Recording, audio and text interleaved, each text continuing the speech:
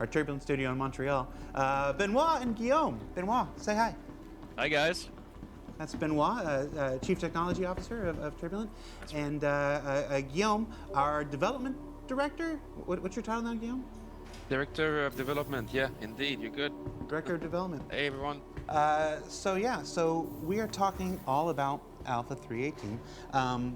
Guillaume, this is your first time on the live show, so before we jump into it, I do want to take like maybe a few moments and introduce you to the community. Who are you and what do you do? What does a development director do? Absolutely, so We don't know. Ben keeps asking and I never dare to answer him. So the development director, so essentially I started with CIG and Turbulent when we started the kind of the game development team here in Montreal.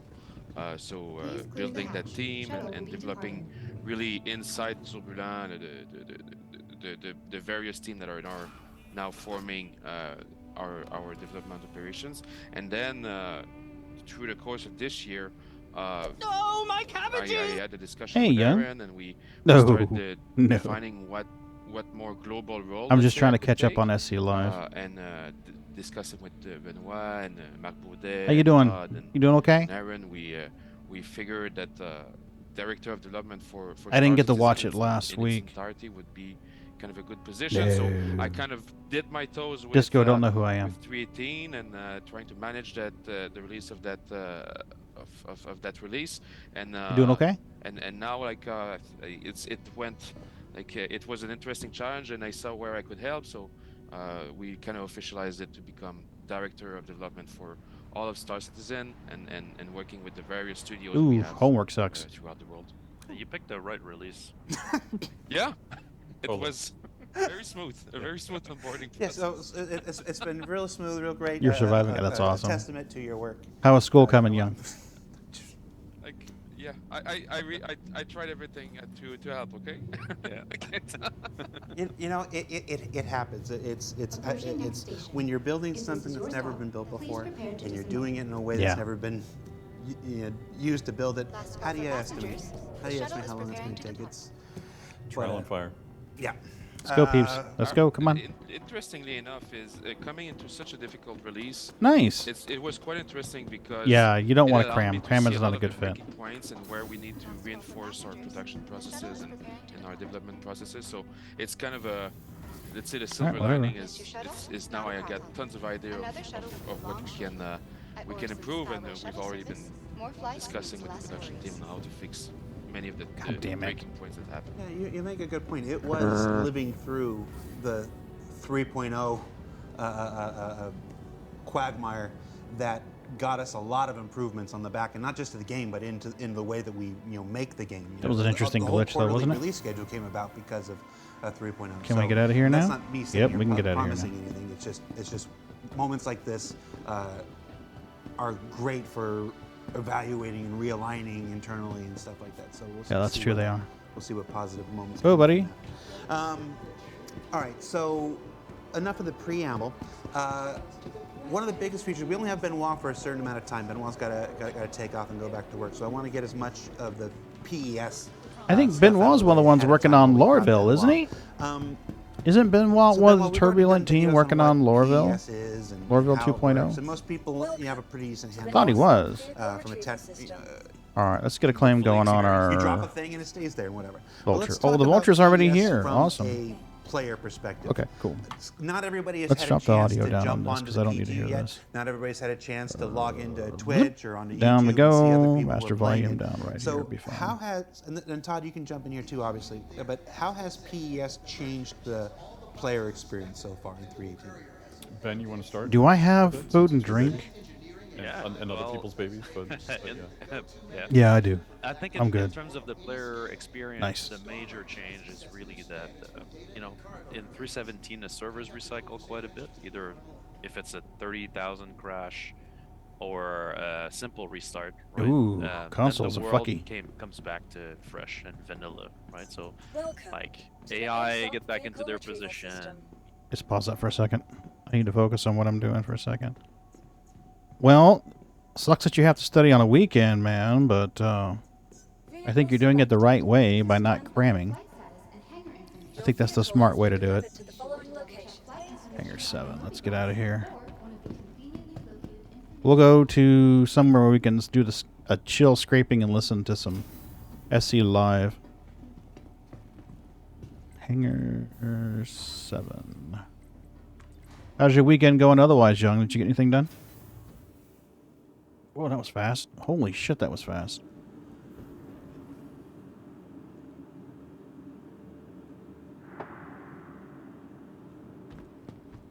Tire marks all over the place.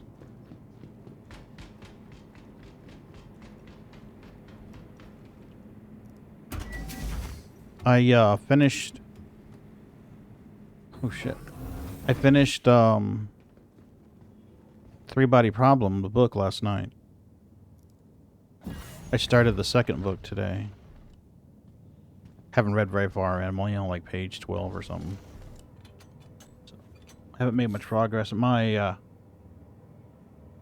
eyes hurt after I read for about 20 minutes or so. My eyes really hurt and I have to stop. I do have a I've got an appointment for an eye exam not next month, I guess. About a month and a week. So we'll see how that goes. Otherwise, uneventful. That's great. That's great. There we go.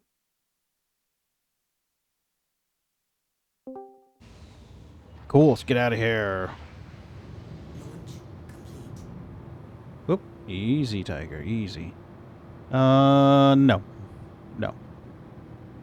No, it would not.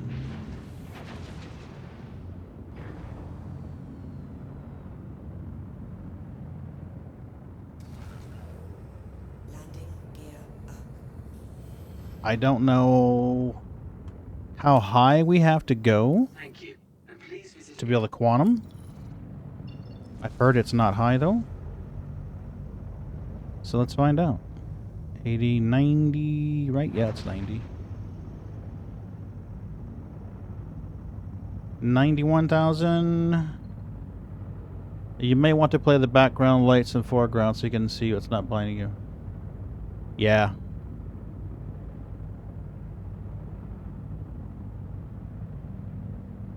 I've got the front two lights off, actually. The key lights in the top left and top right, or front left and front right, are not on right now. This is all ambient lighting, light bouncing off the wall. So there's a light right here. 2 of the 3 bulbs are on. I'm thinking about getting some of those smart bulbs that you can change the brightness and the color of, and putting them in the ceiling fan lights. Then I could tweak it so that it's lighting me properly, but without triggering my my headaches. That's what I'm thinking about.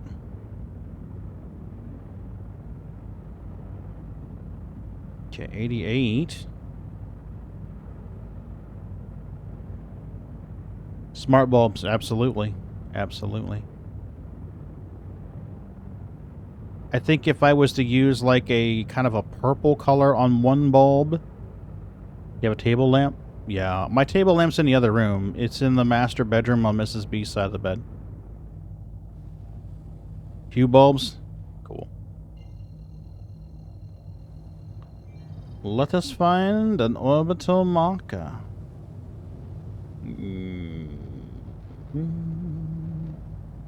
Well, that's PO. That's a good start. Are the hue bulbs pretty bright? Are they bright enough?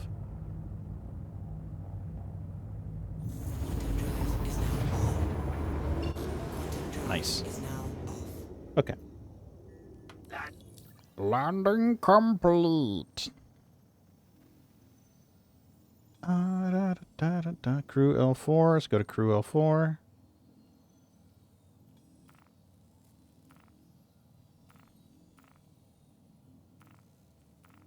It's going to be a long ride, but it'll be fine. Yeah. Yeah. Mrs. B has the light bulb on her, the lamp on her side of the bed. Because sometimes we'll sit in bed and she'll do some crocheting. And I'll read or I'll peruse Reddit or something like that while she's crocheting. So she needs the light on her side of the bed to light up her work so she can see. Quantum drive is now off. Here we go.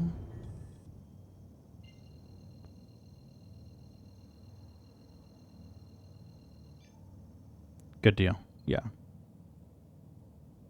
Yeah, I was thinking if I could do one that's kind of a purple color,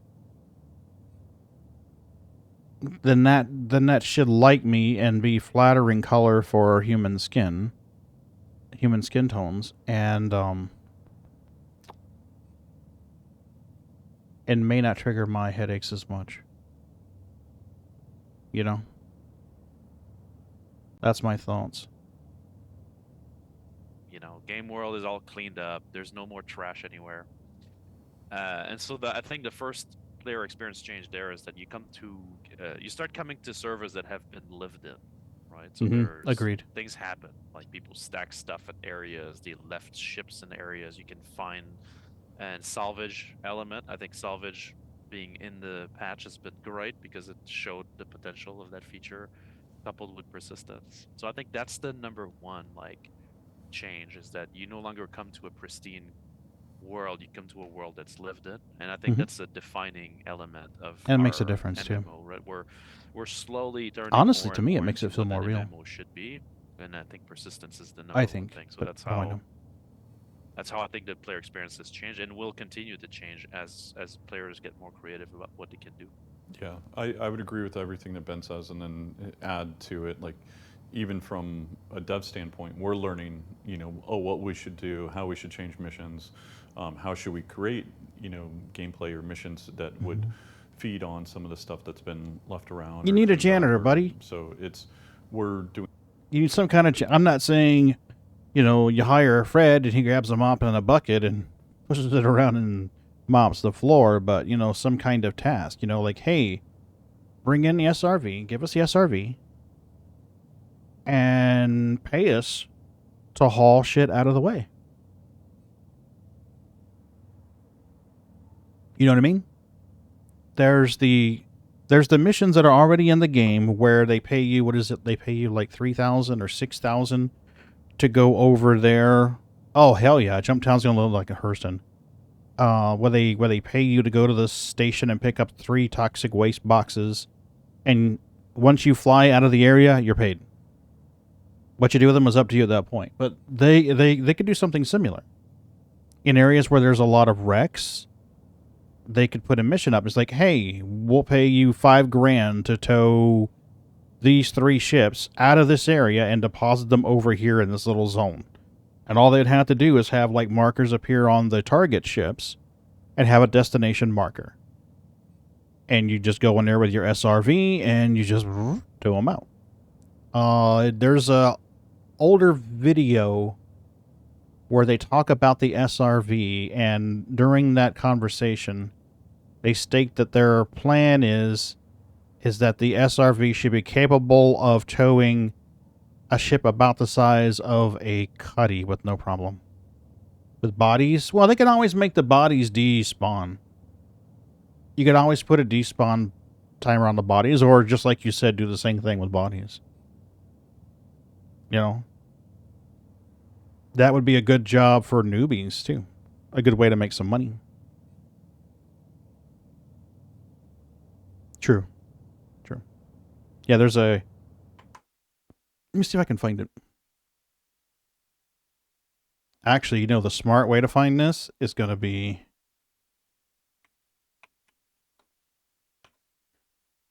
The towboat is entered production. We don't need to see this. I want to go straight to the horse's mouth here. Here we go. Okay. I need to alter this mixer setting because you guys are not going to be able to hear this. The mixer currently has the browser audio channel disabled for stream output. So let's go to stream in. And you should be able to hear this now. Cool ship models that I am still, to this day, not jealous of at all. These little turrets on the Hamid act Traveling to here, so we've been dealing with some same mechanics at the end of the day. What's different, it has to be something that's physicalized in affect it. Right. If we're in a Okay. Now you mentioned the ship has to be willing. Let's go into that a little bit more. If Agreed. Money's not fleshed out. These are intentions in the design. It may change over the course of development, but as far as our Anyway, this intentions is the video now, right here. If an Argo locks on to a ship that's fully powered and capable, it's crewed, it's got power, it's got shields on, what do we expect to happen? it's going to be very hard for that Argo to capture it. When we were I love coming up that with the ship, that we were reclaimer very model aware he's got of, on his desk. The trolling potential. The trolling potential of it. It's got huge that is amounts, awesome. and how we want to not make that impossible, but make it very hard to achieve against people that don't want that to happen. If you just They close talk the door and about everything leaving the gets shields on. You've got to do that risk reward of I can leave my ship powered on with my shields on, protects me against people like John coming along with his SRV, protects me against people trying to shoot my ship. But the downside is I'm using power, I'm using it forever, and as soon as those shields come up, that's going to be a problem we would allow. If we perhaps there might be a ship type in the future that is particularly resistant to tractor beams. Can the SRV tow a tank? Here we go. Yes, it should be able to. And can it tow it behind itself and basically make the tank into a spacefaring vehicle? There would be nothing to stop that happening. Again, the tank, I believe it does have shield items on it, so they would have to be down. It's getting a bit A-team. I can see the trolling already. Theoretically, there's nothing to stop that. The tank excels at ground combat. When you put a tank in space being towed by another ship, it sort of loses some of its powerfulness. Right. And last with the tanks, can we use the Argo SRV to load the Kraken up with a bunch of Driving tanks off the cliff edges. through? Or actually, I think they said use the Argos and use an MP. Anyway, in this video, he talks about how they want it to be able to tow, and I think they said the target was for one SRV to be able to tow a. I'll throw the link to this video in the chat, so in case somebody actually wants to watch it, they can. The sanctity of this place has been foul. Anyway, he talks about how it would be able to tow a unshielded. You have to power down the shields and obviously engines, duh.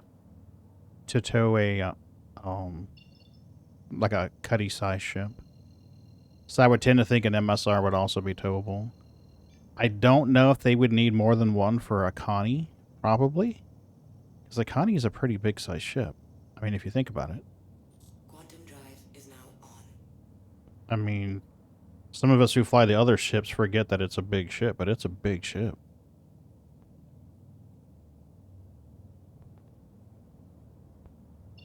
All right.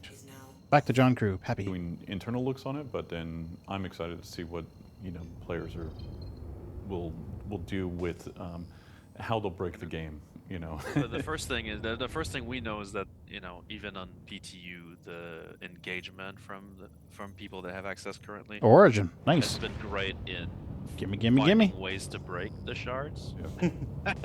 Oh, we will. So I guarantee you we will. The part of the development cycle, I think that's been the most interesting for us anyway. Once the technology was built, was to see it run. And one of the things you can do, and the rest of you start getting into 3.18. It's like right here, the situation, it's not giving me a distance marker. But if you ping repeatedly, once you can start see the outline of the ship, once the ship blips in, then you kind of know when to apply your...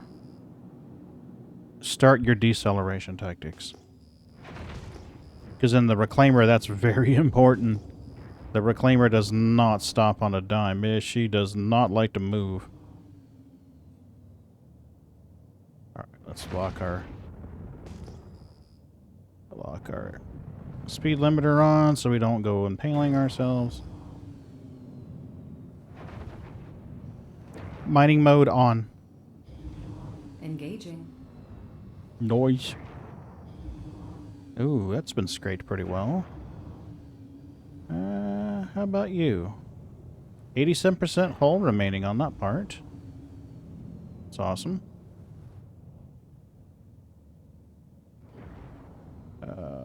19 or 20 is usually about where I like to be.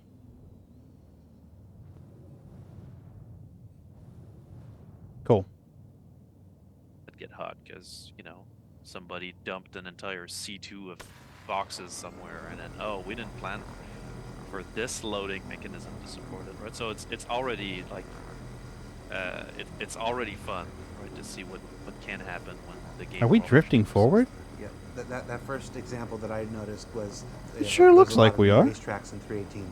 People went out to Snake Pit and whatnot, and they saw the littered wreckage of other racers, and it instantly affected the way that people were racing, because as they were approaching a turn, they saw a bunch of crash wrecks. Like, okay, maybe I'm not going to take this turn as flippantly as I might have otherwise, had done so. So that lived in. It starts to inform decisions. That's a neat. Agreed, aspect and it of makes it feel more real. Weird thing that persistence. I think. Weird way that persistence can affect. I think it makes the it gameplay feel more experience. real. Todd, you were starting to touch on it before about how PES has affected development. So, we were talking about how it's affected players and stuff, but talk to me about how it's affected design teams, props artists, anybody. It's because we've had to learn internally how to work with this. Yeah, well, I mean, I think right now it's still so fresh and new that we were finishing off tasks for 318, and now that we're picking our head up from getting a lot of these live must fixes done, now we're starting to look at, okay, how does this change missions? How can we create like beacons? How can we clean up the world and everything? Now, Good, Chris they has are been having talking those about this conversations. for a while, but now some They of our need dev to. teams can actually breathe now, and we can start working towards this. So whether it be like creating bends that you can basically throw away, and then that deletes items from the world, or even. You mean a trash can? A big event happens, and then ships wreckage are there, and you can go and salvage that. Like, I think those are some of the interesting things that will arise. But then, I think it'll really change the way that we're doing missions. And I think hull scraping. I think crunching will come pretty quick. I think crunching will come fairly quick, because that's a great mechanic to get rid of wrecks. Just like you were saying earlier, Young. Ships pile up fast. So if they can provide a mechanism, an in-game mechanism to get rid of that, and allow us to process those wrecks, that'd be great. Even if they don't give us the ability to pull components out right away, just the ability to crunch would be helpful. Like this 890 wreck. How much am I actually going to get off of this thing? I'm going to get a couple of loads in the Vulture. But once I get the Vulture off, I get the hull off, the wreck of this, the bulk of this wreck is still going to be sitting there.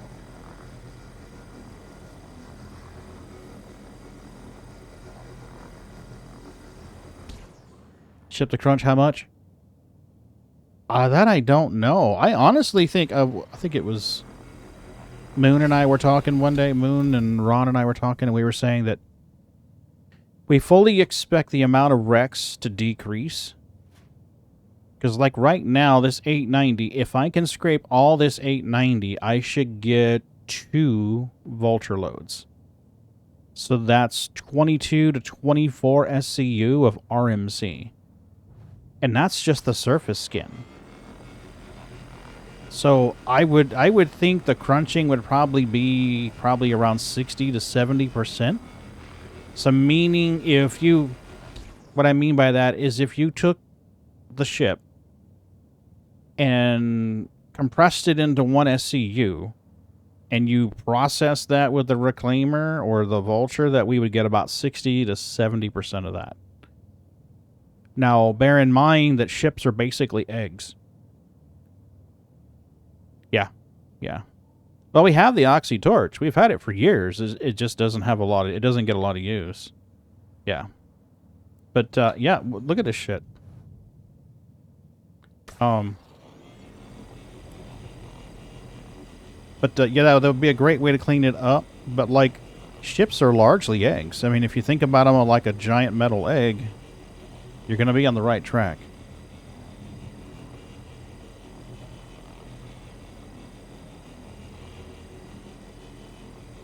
So the bulk of this is just the skin. You know, it's like an outer skin. And then you're going to have the substructure, the lattice work. And then you're going to have the components built into the walls. So, yeah. Yeah. But it has to be soft death. You have to soft death it first. Like you saw the other night, when we'd soft death my C2 and then scrape it. So, I think that's something they've done to try to prevent some graffiti.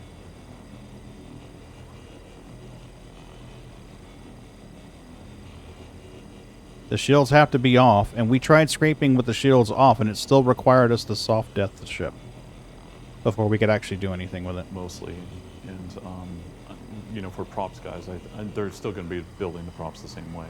You know, it's not going to really change our art or. You knocked out? I think it'll change our art when we right now a lot of the things that we do in ships and we do with art is we, you know, bake it. Now there are cosmetic areas where you can't scrape.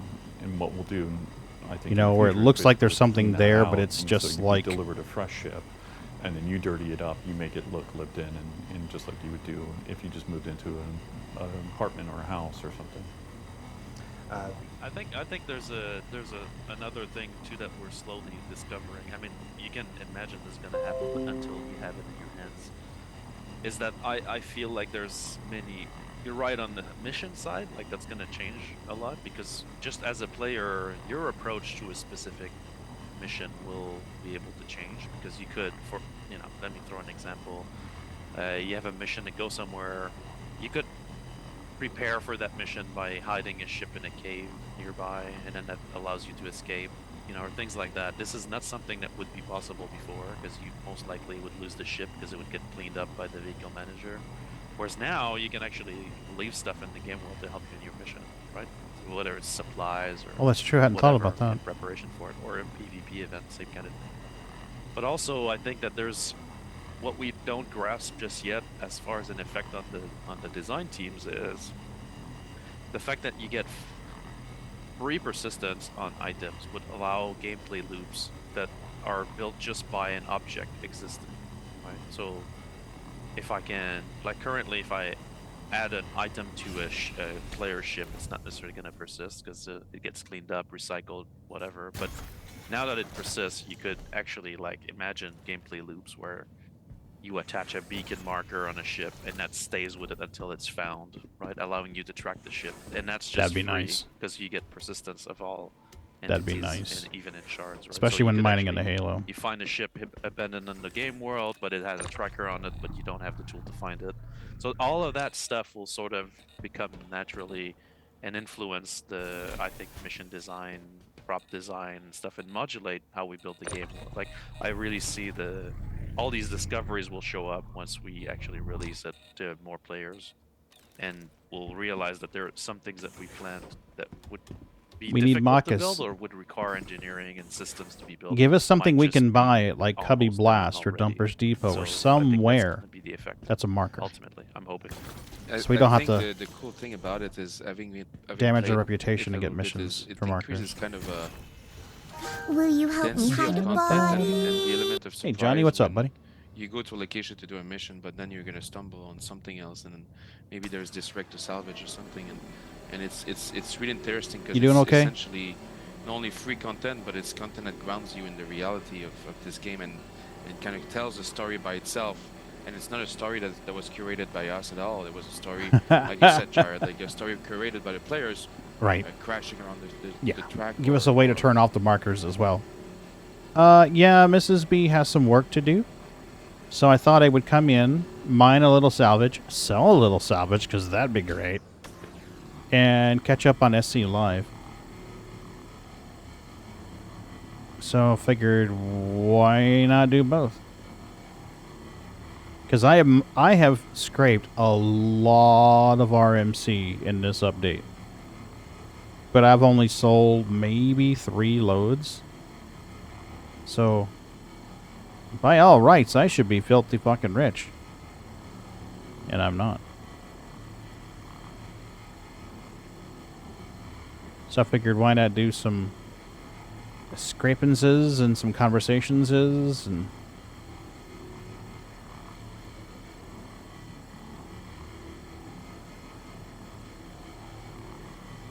I agree, Young. If I would love it if they give us the ability to purchase trackers, but we need ability to turn them off remotely. I'm doing all right. Just playing Tarkov. Gun feels much better tonight. Yeah, I've heard there's been some patches and updates, but I've not loaded in. I downloaded the update the other night, and then turned off the computer. Is the audio still fucked? Okay. Yeah.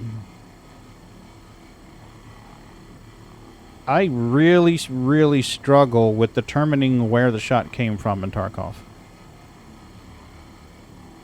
Because sometimes it seems like... Whoa. Sometimes it seems like the AI can shoot through walls. It honestly seems that way. Because, like, the other day I loaded in a practice game. Offline game, I guess would be the way to say it. And I went up to Sniper Rock in the woods. And I got up there and I looked around. I didn't see anything. Didn't see any AIs, nothing. So then I just fired randomly in one direction. And I started taking shots back. So I jumped down off the rock. Well, not jumped down. You know, I ran down. And in a certain part of that area near Sniper Rock, there's like a little bowl where you can get in there and you're safe. The only way they're going to shoot you is if they're on top of Sniper Rock or they're in a helicopter. And there was no one on top of Sniper Rock, and I was still taking hits. So I was like, how the fuck are they shooting me?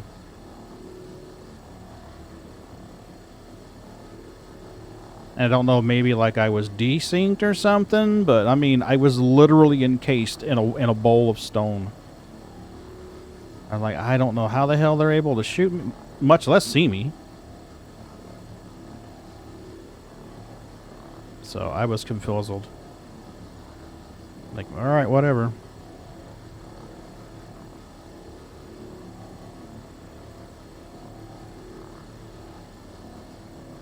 But I've heard they've done some changes with the recoil.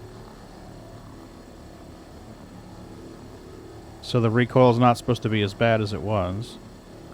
Left and right audio's fucked right now. You have to turn your character to find true... Wait, what?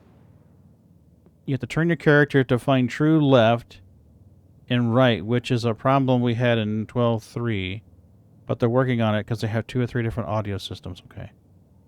One for up and down, one for side to side. Holy shit. Really? That's janky. No 30K for you, Young. Or these type of stories, so I think it adds a layer of depth to that universe that is super interesting. So you've racetrack corpses were terrifying. So you've all mentioned some version of, you know, Benoit was like, you can hide this in a cave. Wow, we're full already? About, you know, things informing the racetracks like this. Guillaume talked about the density, stuff like this. But there has to be an upper limit of this stuff. So we've talked.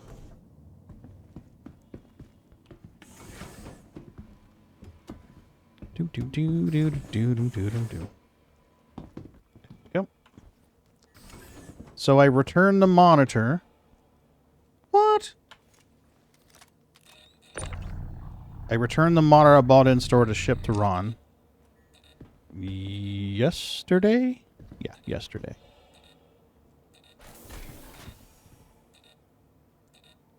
Because audio is such a big part of the game and how you play it and making it very different.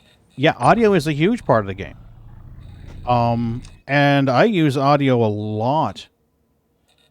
Partially because my eyes are bad. My eyes are horrible. 30 years of staring at computer screens will fuck them up. But, so audio for me is huge. Hence the headphones.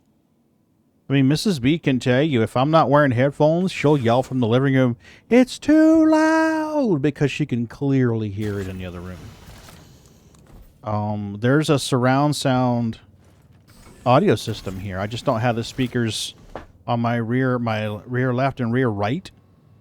They're sitting on the desk aimed out. I mean, at some point later, I'd like to kind of maybe put them back there. But I need to find a way to do that where the cats aren't going to chew on the cords. Hey, Moonraker, what's up? Yeah, this is one of those decoration damage spots. You can't scrape it. But yeah, and you're right, it's really fucked. Audio's really fucked. Well, I guess no watch adult cartoons at work, huh? These are Bluetooth headphones. I could take them to work. Recoil so much better on most guns. Veritas had to make a video explaining the game and how its flaws to get them to realize they messed up some numbers in armor and recoil. Oh yeah, the recoil's been shit. A 9mm was all over the place. I took a Glock 17, I think it was, which is a 17-round, 19mm handgun, semi-automatic, and the recoil was fucking nuts. Did you? Yeah, I ran around and pulled out that Glock. I was in some area where there was a bunch of medical tents, and there were 2 AI scabs there. And the first round hit him center mass, and the second round I don't even think hit his shoulder. I mean, I've shot a 9mm plenty of times IRL. The recoil's not that hard. Mrs. B is a tiny woman. She's very small. And she didn't have that kind of issue with a 9mm. So you can't convince me that a 9mm is going to dance that much. Especially in the arm, in the hands of a trained soldier. You prefer the 5.57? Because it pins armor better? Yeah, I don't have that option. I've got to make sure when I load in the raids that I'm taking shit gear because I'm going to lose it. I'm going to die. Later when I get a little better, I'll take better ammunition and stuff. Hell, even in an offline game, I die pretty quick. Neither do I. I found it on Dead Guy. Oh, cool. Yeah. My eye exam, we scheduled eye exam for myself and Mrs. B. March 9th, I think it is. So after I can get my new glasses, I'm sure I'll play better. Because like right now, I have to strain to read where it says filler station ready. This left eye, no worky. Right eye, worky.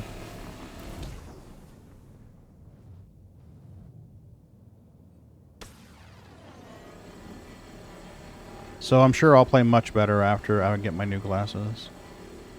So we'll get the script, and then I'll probably order some glasses off Zenny. Zenny's a website that has cheap eyeglasses, real good prices. So we'll be able to get some glasses at a fairly good price.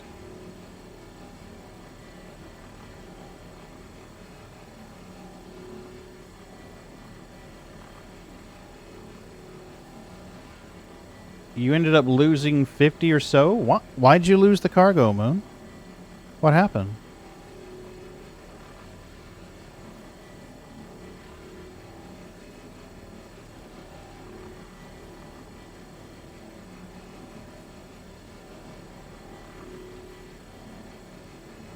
Am I muted or something? Nope. Okay.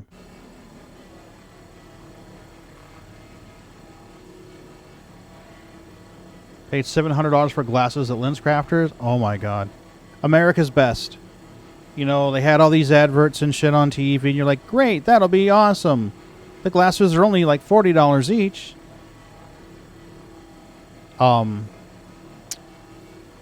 We get out there and order the glasses, and that's these here, actually. No anti-glare.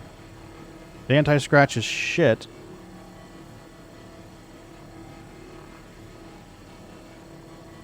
No tinting.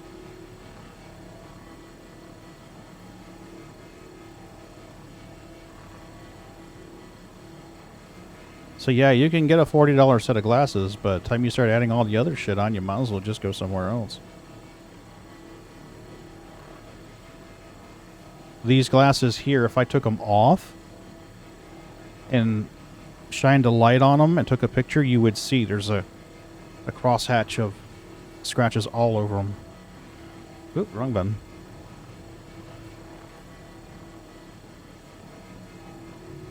If only we had some directional input devices like joysticks where we could tweak our vector with analog controls.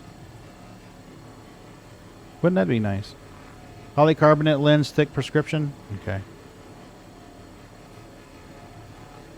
Yeah, I've got 2 pair of these.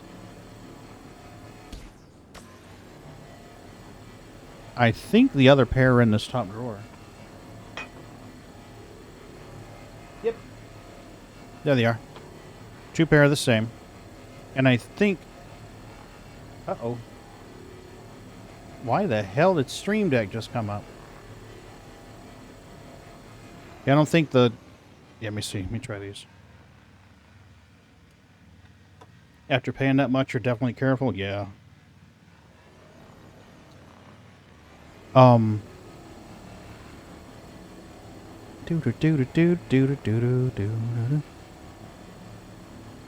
Yeah. I always take mine off.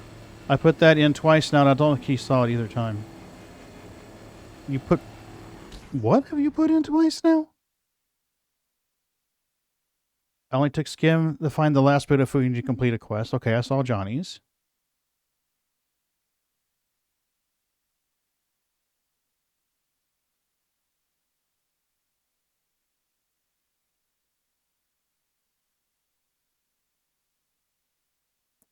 Okay, Moonraker. Had some... Oh, there it is. I see. I'm sorry, Moon. Had some bad luck yesterday. Did about 3 hours solo work in the Reclaimer. Got out of the scraper seat with everything working fine. Sat in the pilot seat and suddenly the ship was dead in the water. Holy shit, that sucks. Yeah, Young, we don't sleep in our glasses.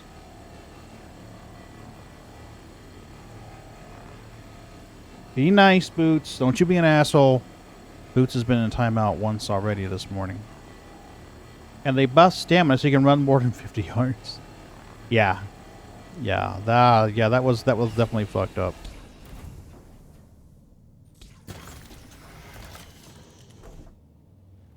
There was a ranting post on Reddit the other day where the guy was complaining about the lack of stamina for the PMCs.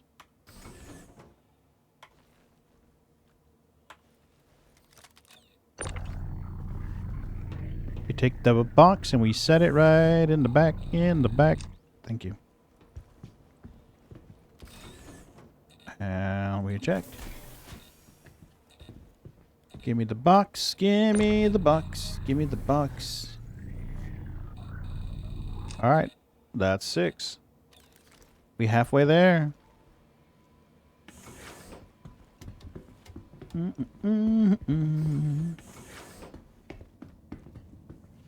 Okay.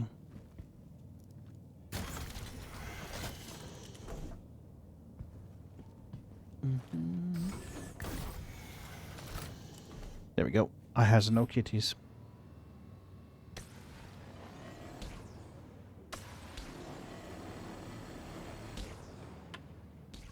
Sometimes they do this where the beams just don't come on right. There we go. No, I did not. I feel bad kind of just... I'll be honest with you. I feel bad kind of just staring at the screen if there's people in here to talk to. Because then I feel like I'm ignoring the people.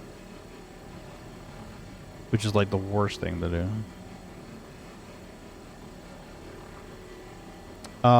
Episode 15 or 16 was uploaded to YouTube this morning for 3 Body Problem, English subs. Mrs. B and I have been watching that. We watched 2 episodes of Last of Us last night, and that was damn good. That was really, really good. I like the way that they used fungi in that. Instead of the overplayed virus thing, they used a fungi, which was an interesting twist, I thought.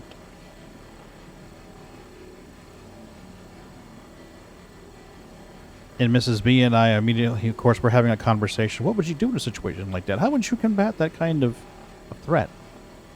Because she's smart as fuck. I consider myself a reasonably intelligent person. Mrs. B is smarter than I am.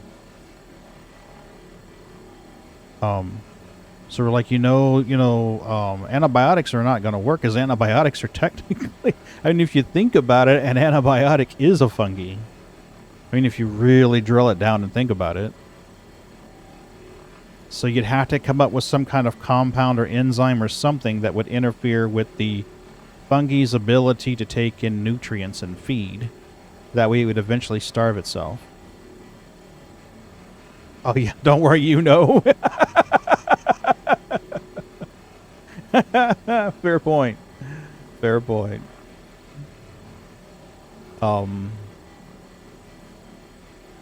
So we were having that kind of conversation while we were eating dinner.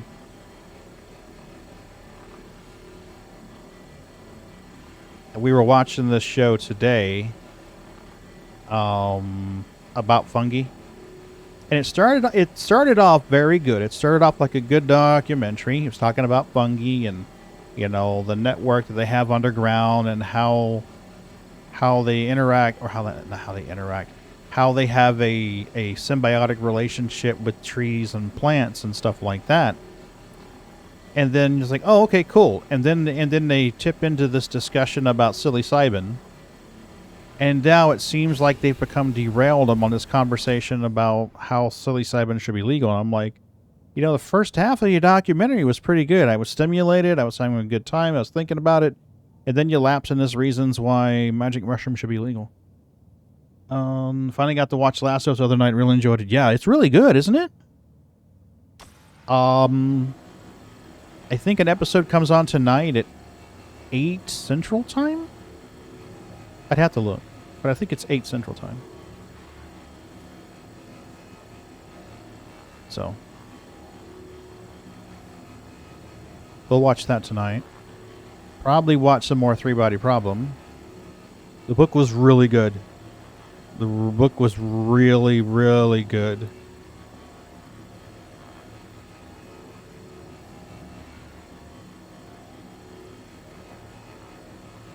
I don't want to give away spoilers too much, because there are some surprise developments in the book that I really don't want to ruin for anyone. I will say that it's definitely a good read.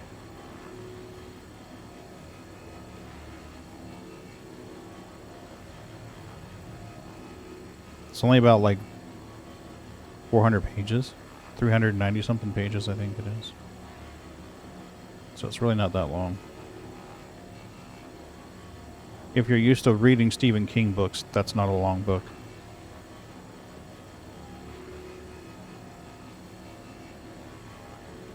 The Stand was over 1,000 pages. I want to say Tommy Knockers was right around there, 800 to 1,000 pages for Tommy Knockers, which is another really good story. I love the way he did Tommy Knockers. King did Tommy Knockers. This lady's out hiking in the woods on her property in Maine with her dog, and she trips over something. So she's like, huh, what's that? And she starts to dig it up.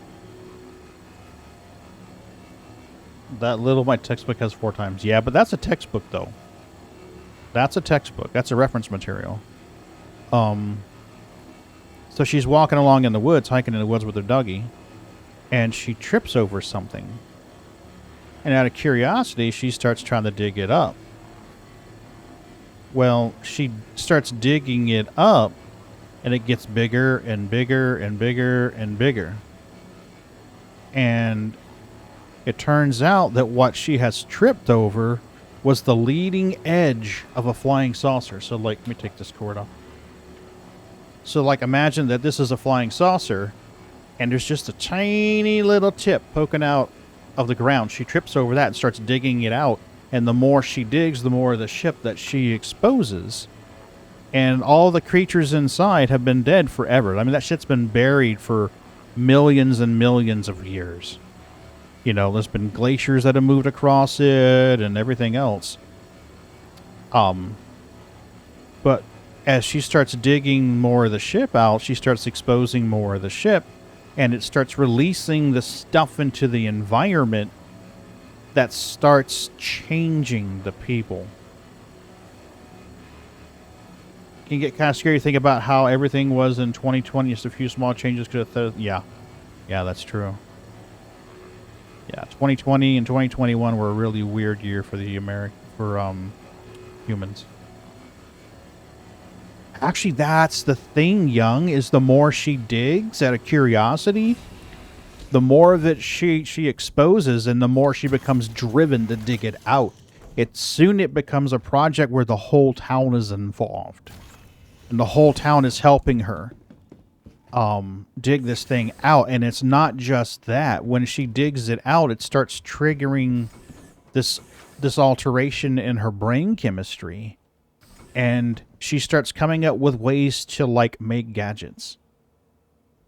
So, like, she'd look at her toaster and think of a way to make that toaster into something better. And start just tinkering with it and making it something better. Yeah, I mean, it's like people, as it starts permeating the local environment, it starts altering the residents. And, like, you get, like, people who are building nuclear reactors in their basement because they can. They're just like, ooh, there isn't any more. The judgment center is impacted. So there's less of a thought process of, like, maybe I shouldn't do this. Maybe this is a bad idea.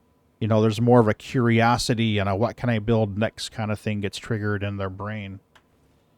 It's a really good story. A very good story. It was one of those that I read to the very end, thought about it for a little bit, got a fresh glass of tea, flipped back to the beginning, and started all over again as soon as I finished it. I did the same thing with The Stand. So, damn good book. I believe they made it into a video. I want to say they made it into a video. I'm pretty sure they did, actually. And I'm going to have to look. It's going to drive me absolutely insane unless I do. Tommy Knockers.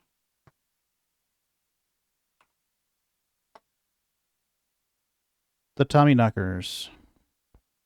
Stephen King Tommy Knockers. Here we go. Only 558 pages. That's interesting. I thought it was longer than that.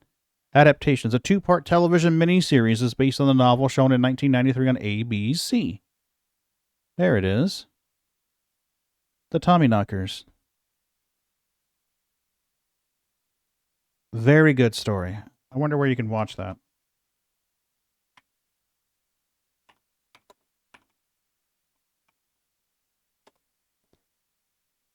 Where can I watch Tommy Knockers? You can rent it or purchase it on iTunes, Google Play, Vudu, and Amazon Instant Video. Yeah. Damn good watch. Damn good watch. You ever heard of Curiosity Cat? So now she's Jimmy Neutron, or in your case, Dr. Emmett. What? What did I miss? What did I miss? So now she's Jimmy Neutron, or in your case, Dr. Emmett Brown. Who are we talking about? Talking about Mrs. B? Oh, no, the girl digging up the flying saucer. Yeah. Yeah, pretty much. Pretty much. Except without the moral compass of Jimmy Neutron. Like I said, the judgment centers start getting impacted, and these people start mutating and changing. I don't want to give away too much more, but I will say this. It's definitely a good read. Uh-oh.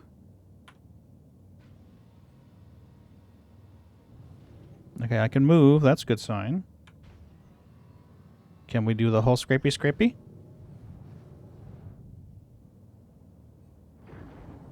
No, I cannot.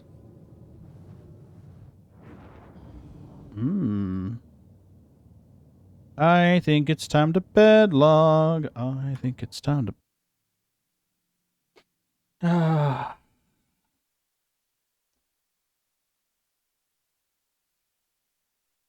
I blame you, Young. I blame you. He had to throw the 30K meme up there.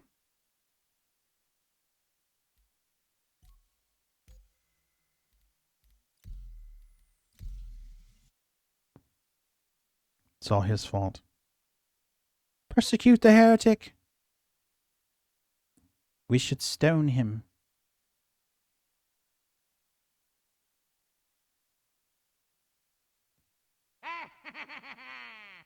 Right? So he does it again. No, you're only allowed one per day, sir, and you use that. There shall be no more 30Ks for you. Oh, man, really? Please. Oh! All the way back at Orison.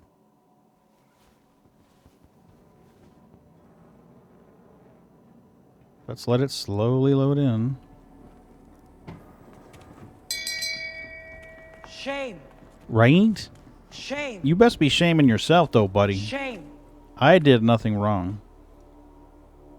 I was doing my part to clean up the space environment of Stanton. I take no responsibility for that.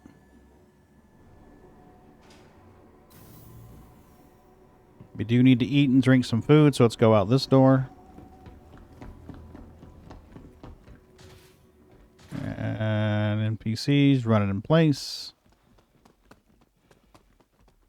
Been having a problem with bed logging anyway. Every time I relog, I lose any cargo. And all the spots on the grid that were filled won't take a box until I claim the ship. Ooh. Well, that's less than useful.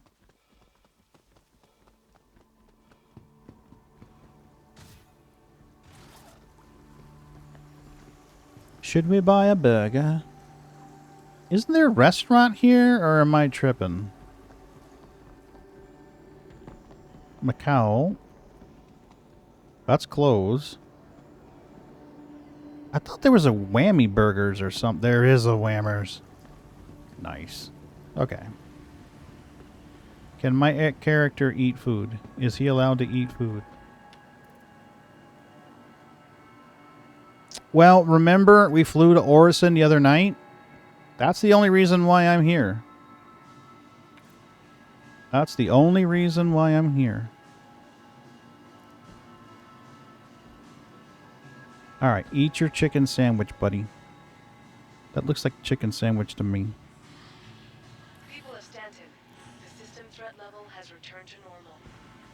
Hostile Xenothreat forces have fled back to Pyro, thanks to the brave work done by the UE, Navy, and civilian defense forces. Eating is not working.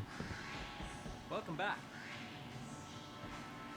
Your hamburger was less than filling, sir. I'm disappointed.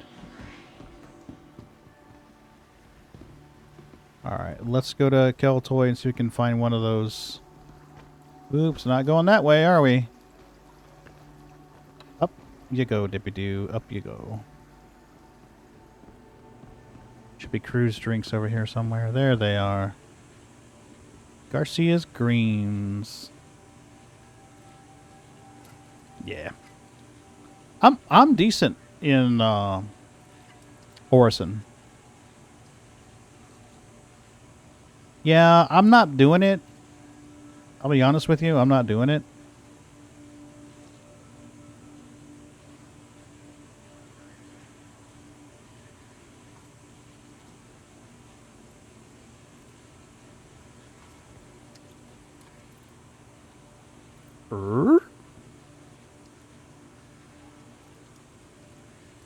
You could go right over there on the floor.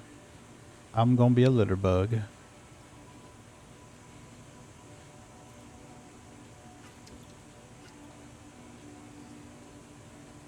Yeah, Siege of Orison.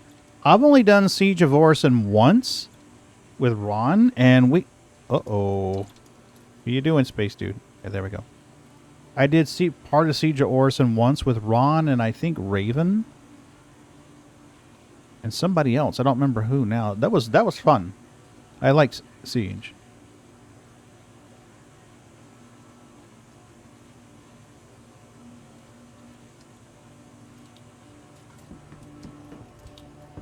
Can I place this on top of his head?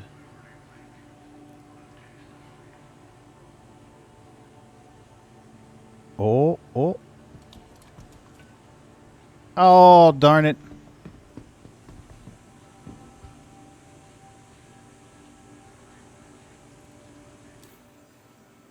Gimme, gimme, gimme. I think it is. I think they said it was going on all weekend. I may be wrong.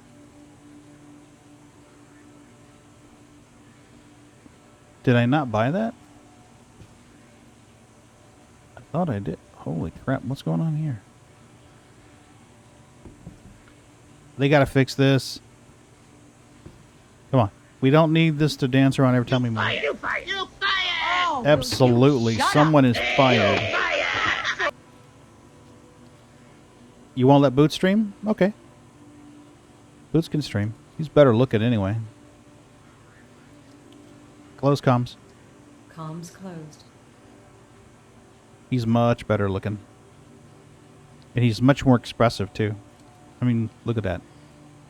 How could you not love that expression? Oh, I should fuck with people. Hold on a minute.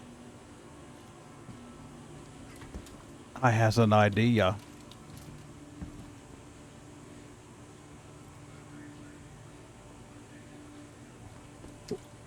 Just got a few new items in, so make sure to check them out.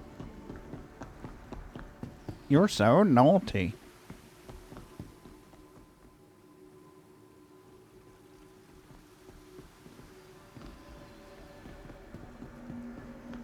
Alright, let's go see if our vulture is there, if we have to claim it. I might be able to sell what's in it now that I think about it. Let's try. Right? It's a protest until they give us a working trash can. Okay. Inventory. Ooh. I can't pick an inventory. Lame. Lame, lame, lame. Okay. Hey, Boots. You being a good boy? You being a good boy? Not messing with Milky? You better be a good boy.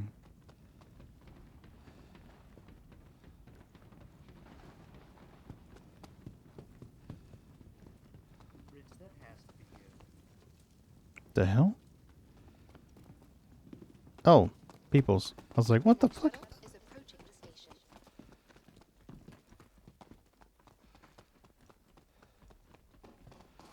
Okay. Oh, we missed it. Lame.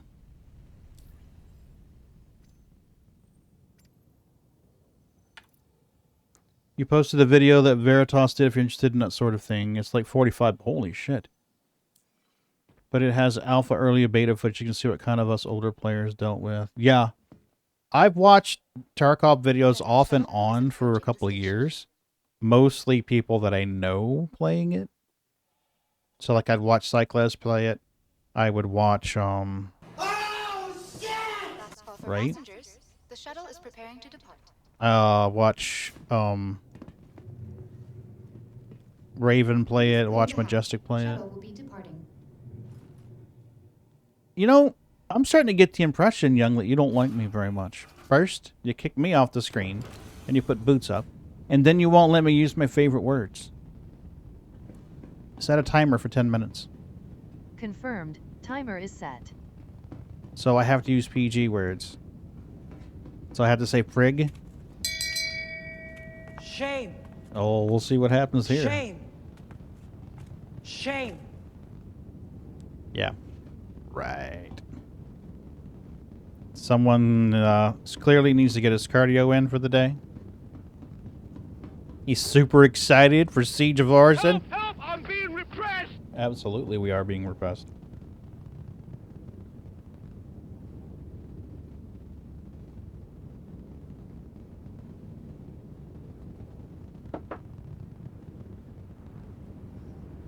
Okay.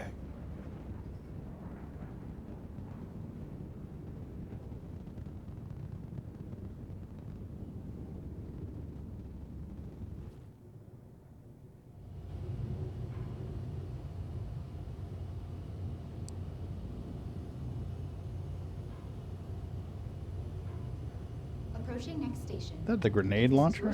Looks like the grenade launcher. It's P4, which I respect.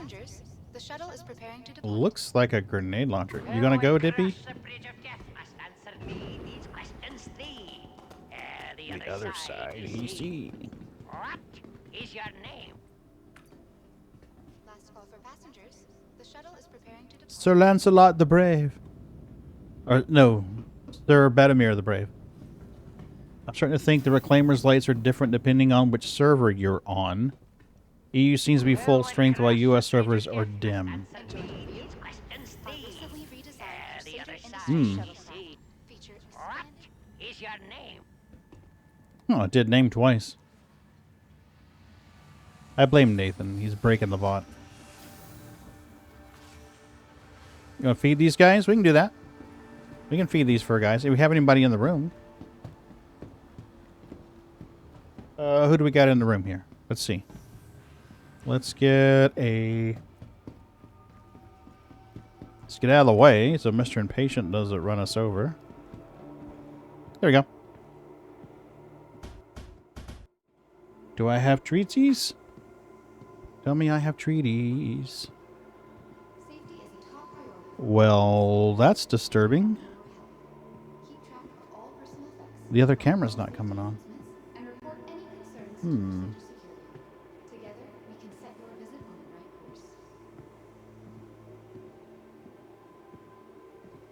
Attention all passengers on flight T2RS10K.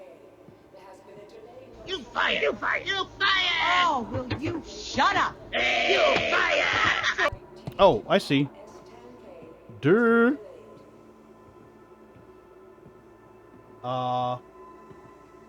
Nope. It has no kitties.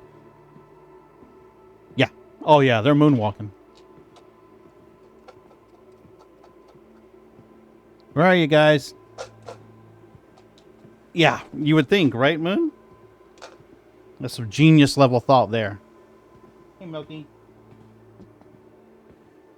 Thank you. Oopsie.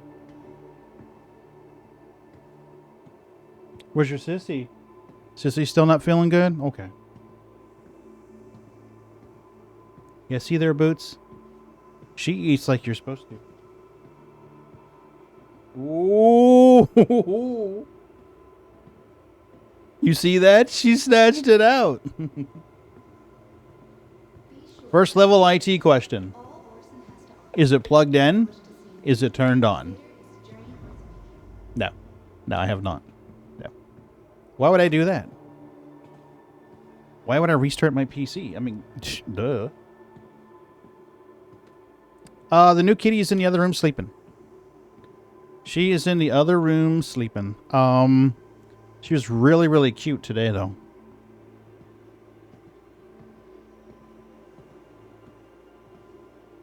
I hit the button. There it goes.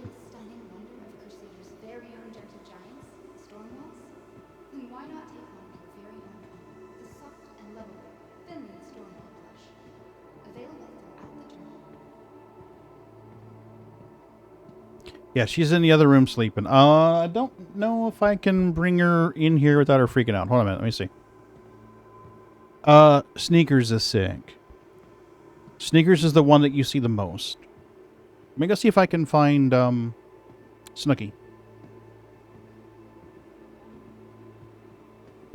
Oh, there she is. She came for treats. Yes, Snooki came for treats. Awesome. She's learning the deal. There she is. See her on the bottom? Snooki's learning the treat game. No, Snooki coming here for treaties. Okay. Snooki.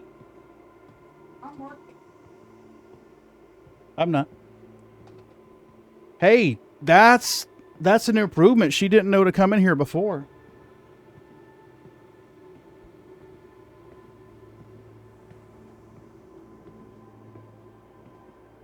Yay! Yep, absolutely. Exactly. Dad, give treats. Dad, give treats. She's learning that when we shake the jar, it means something tasty. In the morning, every morning, Mrs. B, or I, usually Mrs. B, will come into the living room with the treat thingy. We go through a lot, Young. We go through a lot of kitty treats. These icons you see on the screen, like right here, that's what we feed them. This one and this one right here. That's what we feed these little guys. And they're fairly large size. So I would say one of those tubs would last a week and a half. Actually, we don't usually have to. We've had some viewers fill in items on our wish list. One of the items on my streaming wish list was those kitty treats. And Sliver. It was Sliver. Sliver bought 2 containers of them, 2 big ones, and sent them to us on Amazon. And when we went to the Vulture store... Oh, it's stored at Area 18. Okay, well, let's take the whole A over there to Area 18. When I went to the animal shelter, they gave us a box of them. Yeah, there's a stream wish list. Should be exclamation point wish list. Did I say Hangar 7? Hangar 6. Try exclamation point wish list. Yeah, there you go. See? Wish list. And I believe the kitty treats are on that wish list. They should be. Let me get in Quantum and we'll find out.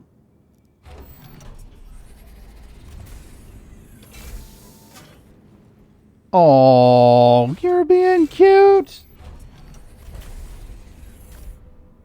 She's being so cute. We're going to change the kitty cam. Switch cams. Come on. Okay. Don't get distracted, Pagan. What were you doing? Okay. We're gonna do a couple more just because she's so cute. Okay. There we go. So we're gonna do a big one for you.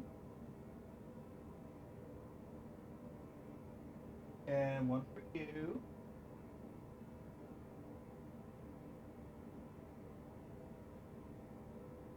There we go. Don't tell Milky. Milky got one. There's no kitty treats on there, Pagan, just human treats. You have cat food on there, though. Okay, let me get in Quantum and we'll fix that.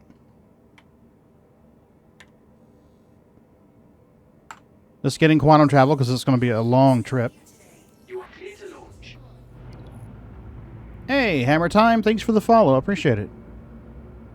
Appreciate it very much.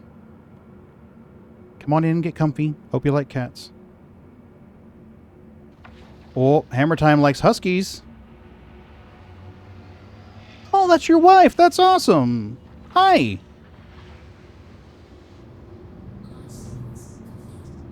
I already know you're awesome because you're Johnny's wife and he has great taste.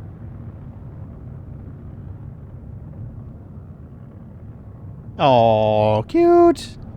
Yeah, this is the new one. That is Snooki down here. Snooki. And then in the back is Milky. Milky has been trying to be friends with Snooki now. Completed. Yay, I can say fuck again. The debatable, you play Tarkov for fun. No, that just proves that you're a sadist. That's what that proves. That you're a sadist. Enable cruise control. Fuck! Fuck, fuck, fuck, fuck, fuck, fuck!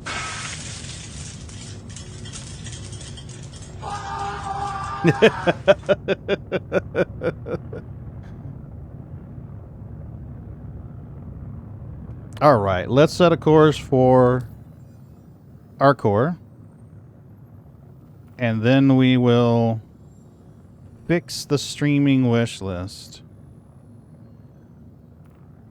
Skyscraper. No, I want... There we go. Area 18. Thank you. Listen here. I don't make fun of your midget obsession. Midget... Yeah. Midget porn. Midget porn. Thank you.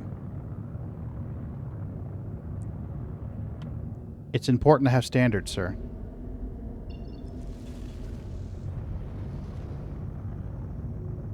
I thought I'd already exited atmosphere.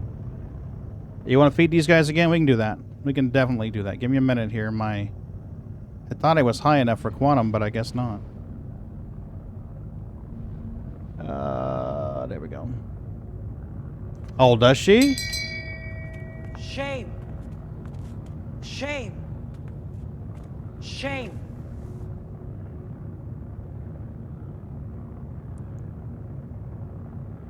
Let's just get the crews going and we'll give them treaties. Where's my feed button? There's my feed button. Oh, yeah. Well, I'm always happy to feed these little furry assholes. I'm assuming that's for the porn? Yeah.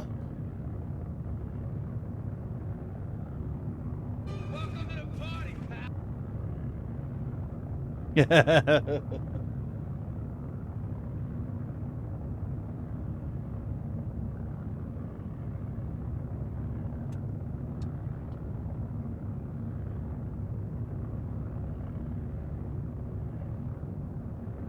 There we go. Okay. Surely we are high enough for quantum travel now. You would think, right?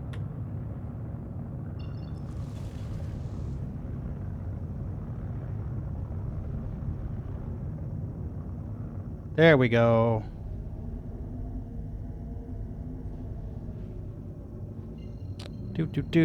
Bad aim. Yeah, bad aim indeed. Well, honestly, with Bootsy, as often as he jumps up and grabs other people's food, I've got zero issue making him work for his. Because a lot of times I will pitch food up on Milky's little kitty bed for her, and he'll just jump up and intercept it midair. So I don't feel sorry for him at all. He's the chubby one. Yes, he is. But anyway, Milky's been trying to be friends with Snooky for a while now, and Snooky gets scared. No.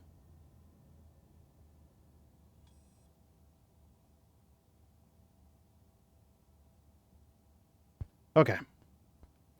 Let's check out what's going on with our wish list. Something is afoot. Yeah. Yeah, well, Huskies do that thing where, they talk. Huskies like to talk.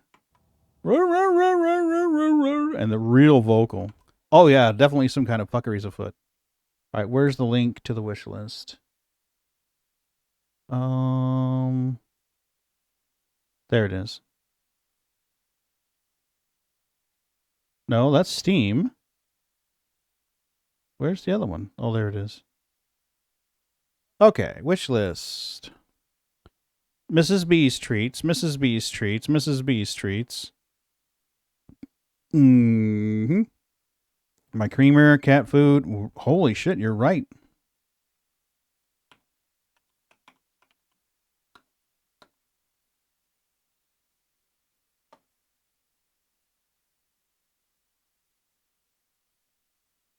I do, actually. I do. These are the ones that we give them right here. So we will add these to the streaming wish list. Clunk. And let's view our list. And somewhere there's a way you can change the quantity. Yeah, right there.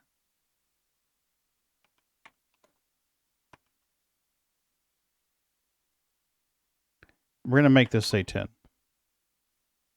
There. Now they're back on the wish list. So that's what we feed the kitties for their treaties. This is what we feed them for their food. And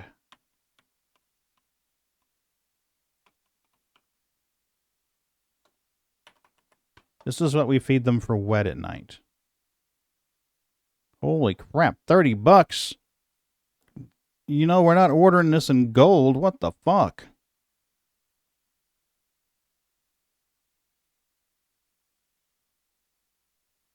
Oh, they have new ones. Chicken, salmon. We do the 12-pack combo. Because it's got... I just can't believe they're 30 bucks for a 12-pack. That's insane. Oh, it's a pack of 2. That's why. Okay, that makes sense. That makes sense.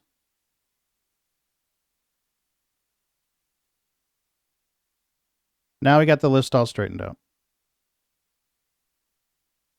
Yeah. Yeah, I know.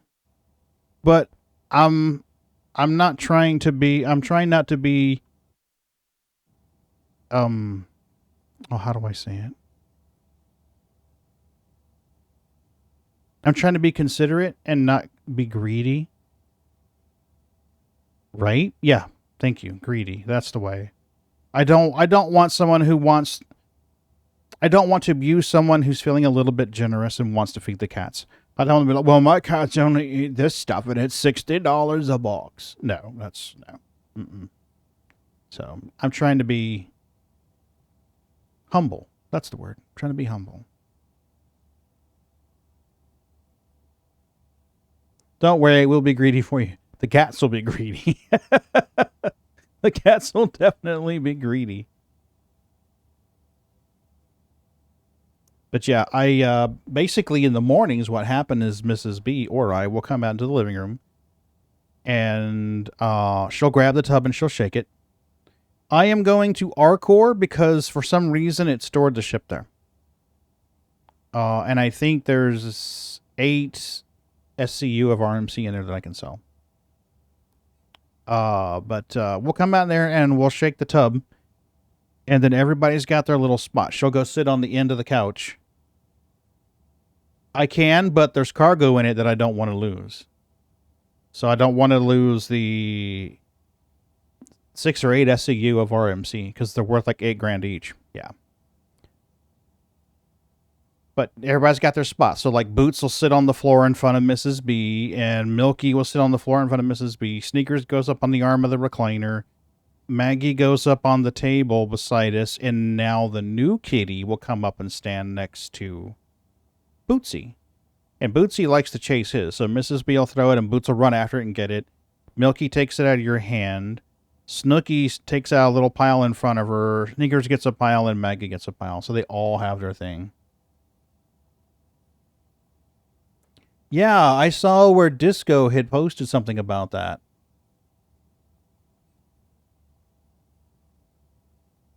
That's awesome. Hammer Time, do you have any pictures of your huskies? Oh, yeah? On your chest? Oh, jeez. Wow. Hey, Yoy, how you doing? You know, I'm going to have to refill the street jar, by the way, the rate we're going today. Feed kitties. Yeah, please. There's a memes and pictures thread for all that stuff. You know, you're in a Discord server full of animal lovers, so I haven't seen anyone complain about pet pics. In 3 years, I've never seen anyone complain about pet pics. Here you go. Where's the rest of you? I don't want to run over kitty feets.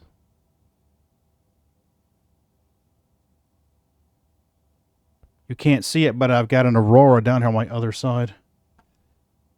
I've tried to catch in passing. The gods need their sacrifice for sure.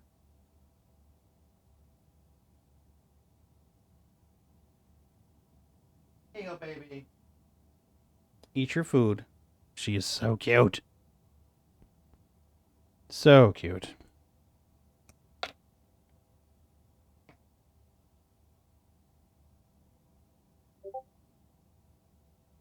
Okay, 8 million away. I'm going to need a coffee top up here soon. What does the logo say? Which logo? Which logo, Johnny? I'm sorry, I'm not following.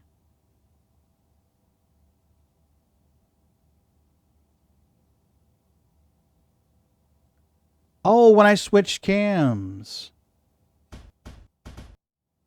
It says PaganLinuxGeek and several cats. Yeah, it's PaganLinuxGeek on one side, and then the other side says and several cats.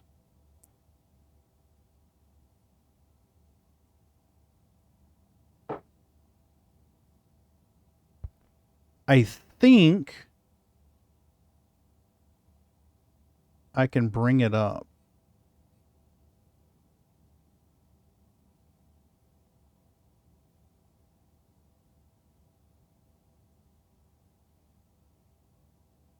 Nope, that's not it.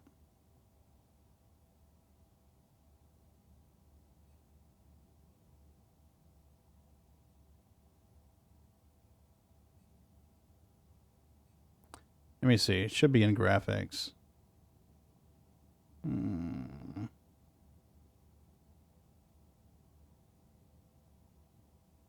There it is.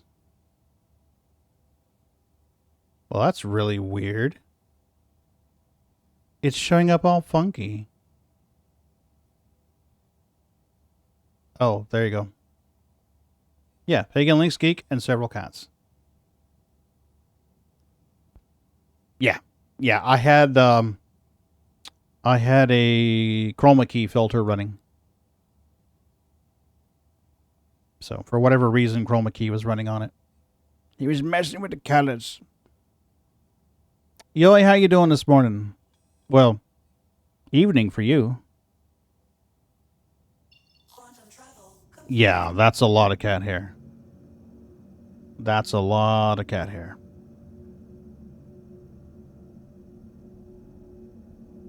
Oh, okay, cool. Let's, we got a quantum cooldown anyway. Let's pull these up and see. Do. Memes and pics. Aww.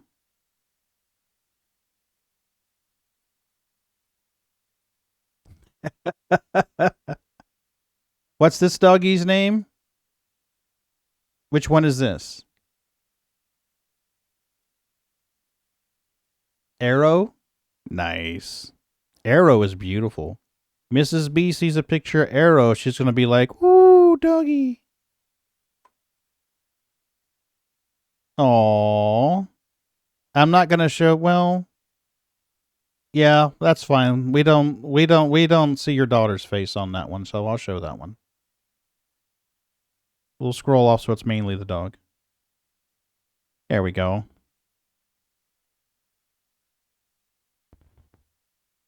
Doggy's cute. Okay, there's another one. Oh, is doggy sleeping? A doggy asleeping? Scout was our first. Finally, I realized I forgot to turn on my joysticks. Oh, Dippy Doo. That's what Mrs. B calls me when I do something stupid. Dippy Doo. Oh, he's sleeping. If I had to venture a guess, I'd say he's sleeping next to a human. If I had to venture a guess, I'd say sleeping next to a human. Thanks for sharing those. Royal, we call her Mama. She takes care of everybody. Oh, yeah, they're cute puppers. Definitely big-time animal lovers here. Big-time animal lovers. Yeah, yeah. There's YouTube videos where the huskies are, like, whining for food and stuff. You have a bunny, too? Same old, yoy. Same old. Enjoying the last of the weekend before it disappears forever. She's an asshole. Your bunny's an asshole? How is your bunny an asshole? Oh, cute. Ooh, a black one.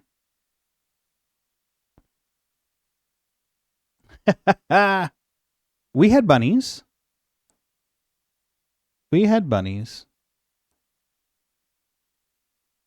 Weekend, what weekend, right? Yeah, we had a, nope, lost my kitty.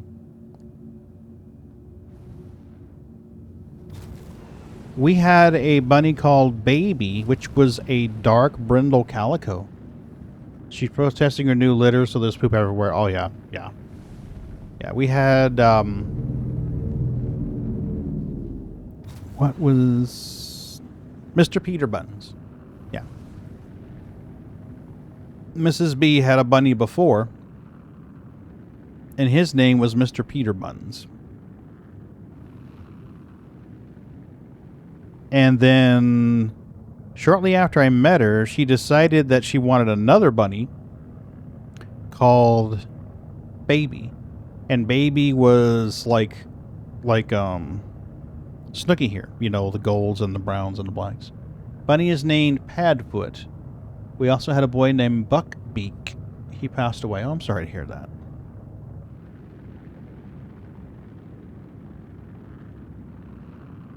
I think I may be heading in the wrong direction.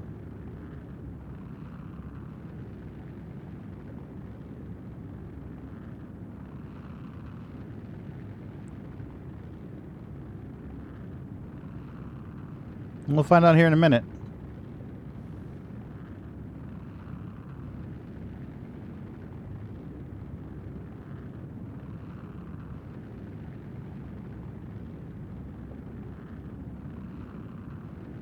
Nope, that's the right direction.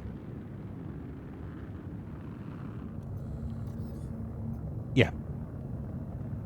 Yeah. But depending on what side you come in, though.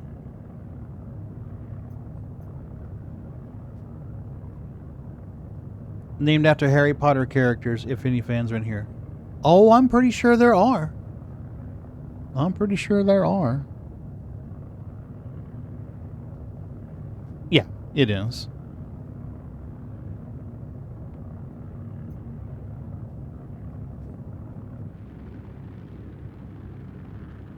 Well, there's a trick to finding it, too. You see this circular building right over here?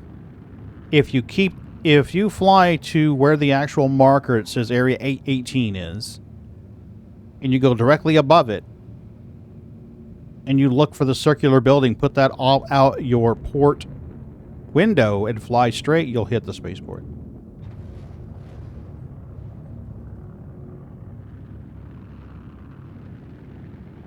I can't wait for the R-Core rework.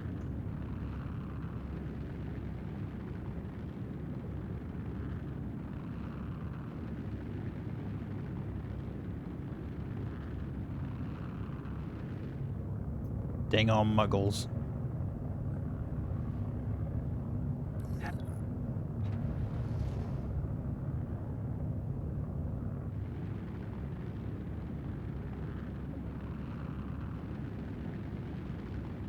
Now we're going to level off here. I don't like going much lower than 1600 because there's a no-fly zone around the tower. It's really easy to miss.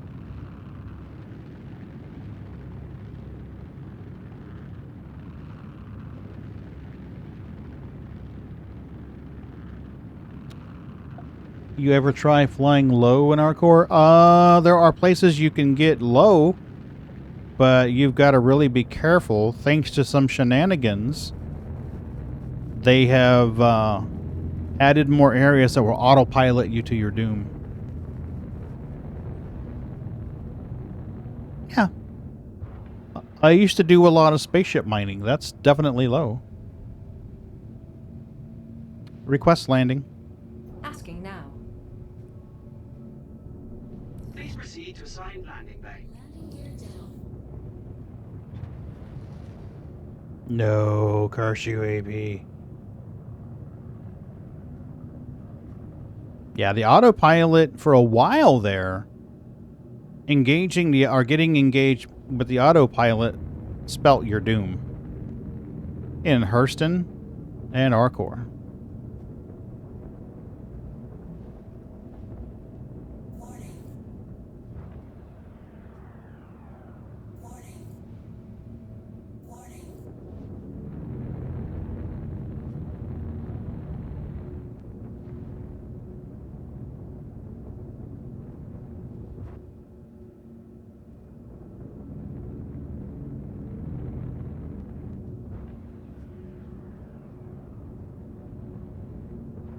It will.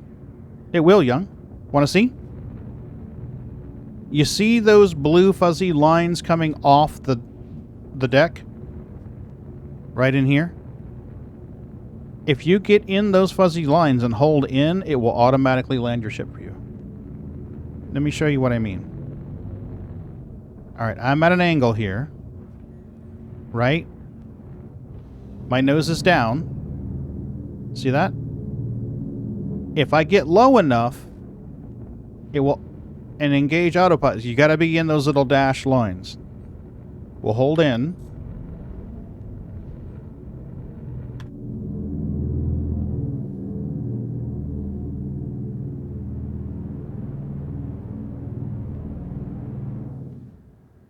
Ta-da!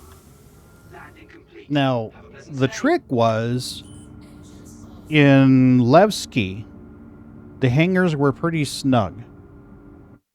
And being a new Constellation owner, what I would do is land nose. I would bring the nose down in that hangar, like this. You get it just inside the blue, hold in like November, and it would automatically straighten it out and bring it right down for me, looking like, oh, like I'm a professional. I know right what I'm doing.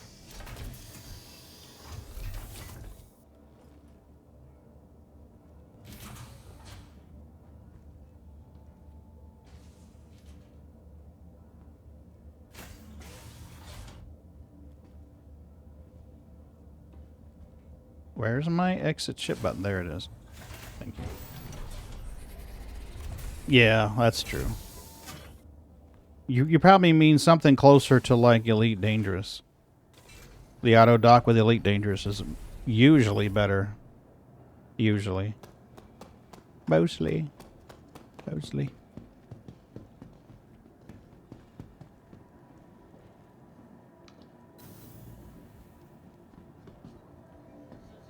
Yeah, let's go to Rikers. And we'll see if my Vulture really is here and if we can sell the cargo that's in it.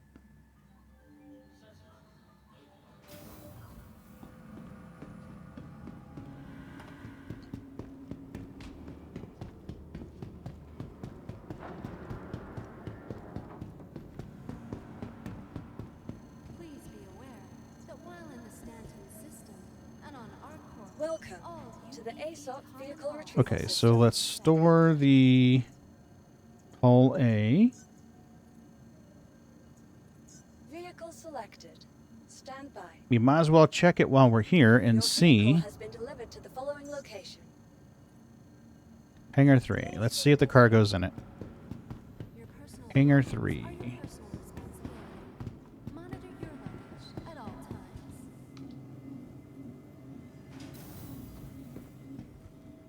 And might as well check it while we're this close. If it is, we'll sell it off and go get some more.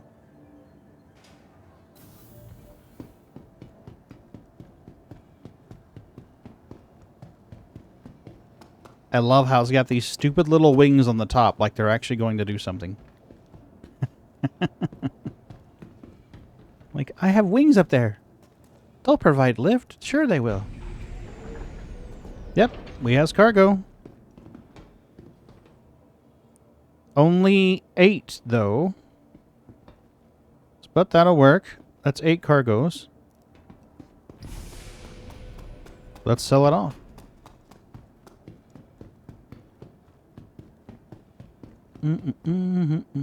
Whoa, what is going on here? Yeah, that's probably the case.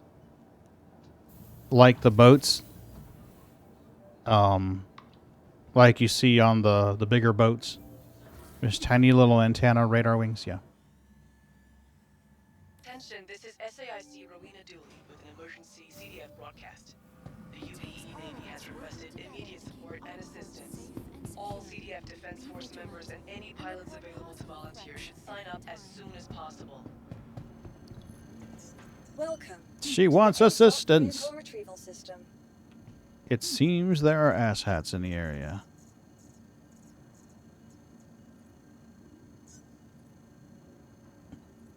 If we had enough people, I'd do it.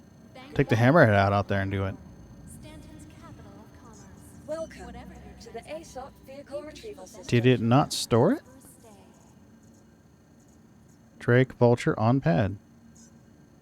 Transferring to storage. Done. Cool, let's go sell. This should get us 60 grand. Ish. Wow, what is with this stutter?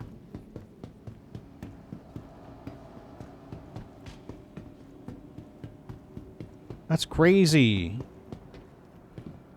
I don't know, Johnny. If Mrs. B has more to do, I will. Otherwise, it'd just be today and then stop. I know she wanted to crochet some more. She got a book where it shows her how to make these animals. Crochet animals.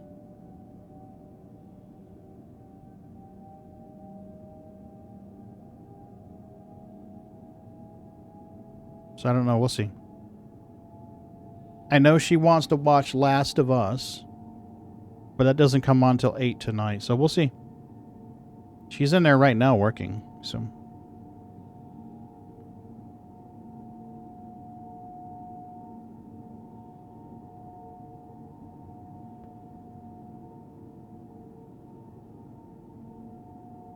Wow, this frame rate shit.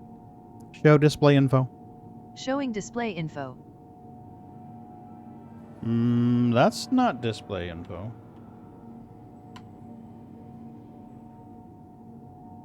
Now arriving.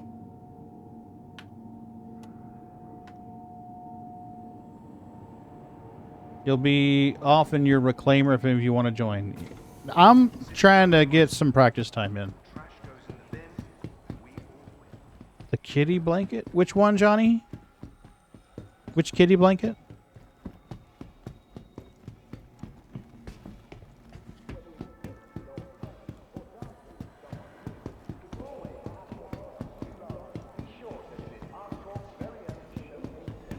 I'm trying to think of which kitty blanket.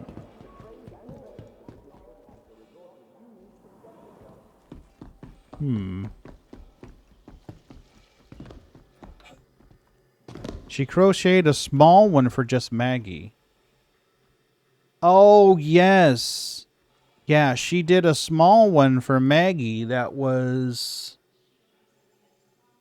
I want to say maybe about 14 inches by 18 inches. I don't have a picture. I think Maggie's laying on it right now, actually. It stays in our room on a tote for Maggie. Maggie goes up there and lays on it and sleeps when she has a headache. Yeah, I'll have to see if I can find it. 8 SCU, please give me the monies.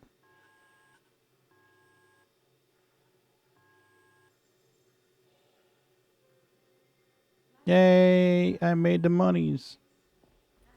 Yeah, she did one for the kitties. I don't think I have a picture.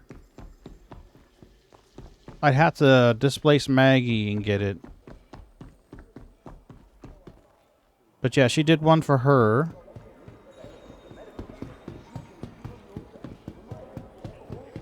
She did a huge one for us.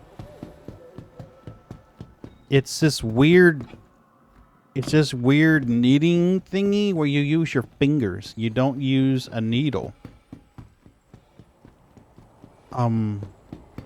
It's a special type of, dare I say, yarn Welcome to the internet, your gateway to... Hey, Kevin, how you doing? Yeah, Johnny, I'll have to get a picture of it. Actually, you know what we can do is I need to get some coffee anyway. So once I land at Rikers, I'll go grab a picture of it and grab a coffee top up. Because I need to pee anyway, so that'd be a good chance to pee. Hey, Nate, what's up? Hello. Just came back from the kitchen to get food. Nice. No, Kevin, no Wave 2 yet, to my knowledge. Good Morgan. Go ahead. Oh, no. Speaking nonsense. Gotcha. I know, sad day. Yeah, let me get to Rikers, and I will grab a liquid refill and see if I can snap a picture of that blanket for you.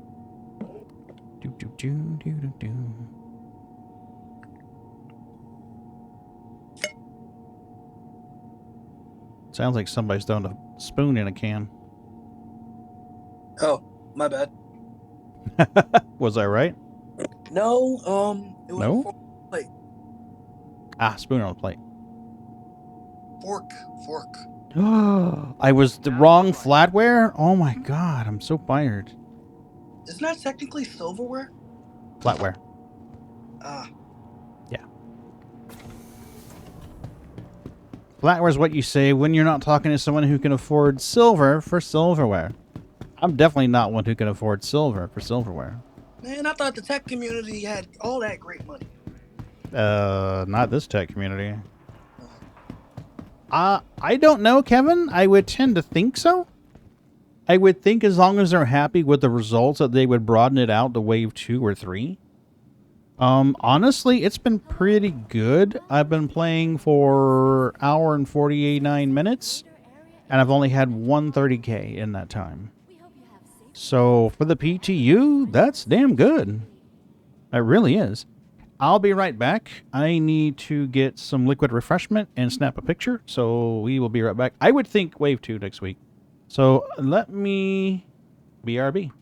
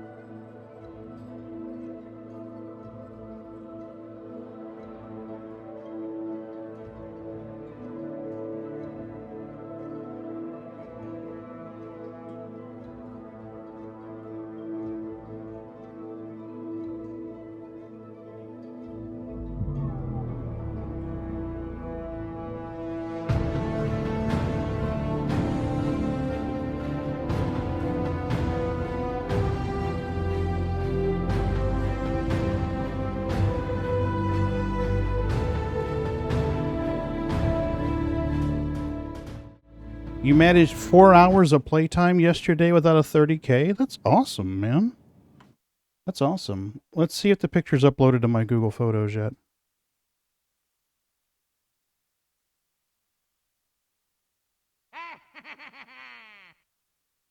Here's a picture of Bootsy and Sneaker snuggling this morning. Hey, how's it going? It's going all right. You've been talking about me. Been talking about you? Kinda. I mean, I just said that you were smarter than me. Oh no, it didn't take. Oh no, there it is. There it is. There it is. There it is. Why is it not coming up in my Google Photos? The The picture I just took of Maggie on her kitty bed. With the blankie. Maggie? Yeah, Maggie. Oh, you mean in our room? Yeah. Huh. It is not showing up. Sure as shit, it is not showing up. All right, share. And you want to make jokes about the fruit company. Right? This wouldn't happen if we read Android. Memes and pictures. There we go. No, I'm sorry. Please give me 1 second. Thunk. Okay, give me a second, guys. I'm uploading it to... Careful. Sorry, it was boob hit. Yeah, I know. Between you and the cats, I'm not going to have a face left. They keep bumping the mic, shoving it in my face. They're horrible. They're horrible. Torturing. Here we go. Here's Magsy. Okay. So here's the blankie that Johnny was talking about. Mrs. B made that for the kitty, specifically for Miss Maggie. She started working on this thing, and Maggie liked it so much that she scrapped her plans and made a little... All right, I'm back. Yep. Missed you for all 30 seconds you were gone. I mean, it sounded like somebody was popping off fireworks that weren't fireworks. Okay.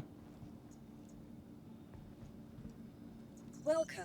Come on. To the ASOP vehicle retrieval Let me get in my ship and make some monies. Drake. Vulture. Vehicle selected. Stand by. Yeah, so that I think that's the blanket that Johnny was referring to. Pretty sure that's the one he was referring to. Hangar 2. Please visit us again. Goodbye. Do do do do do do do do do.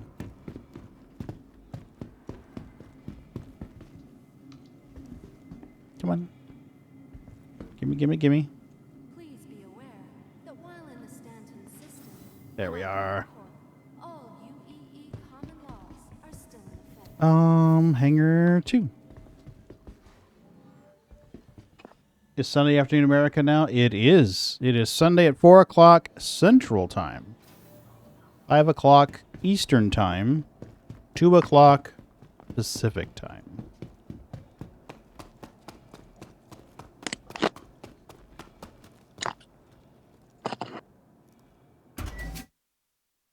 Bacon, can you hear my Yep. click? I just dropped you down to 70%. This should be okay now. It's Monday morning in Korea. 7 a.m. Oof. Top of the morning to you.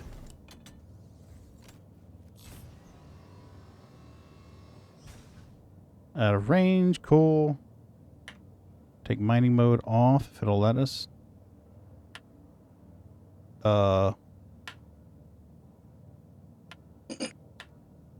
What the heck? Is it very cold? There we go, that's better. We had bulgogi the other night. My wife made homemade bulgogi. What's bulgogi?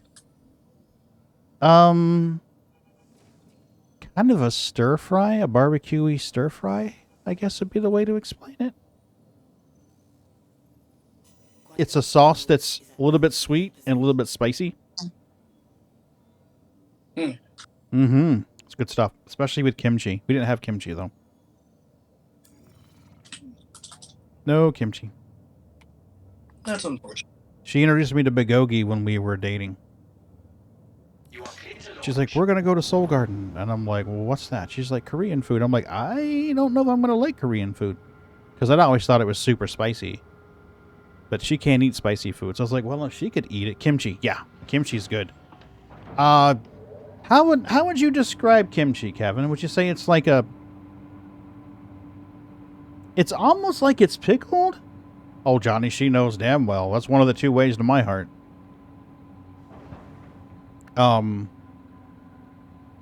There's one where it's like bean sprouts. It's not quite pickled, but kind of, sort of.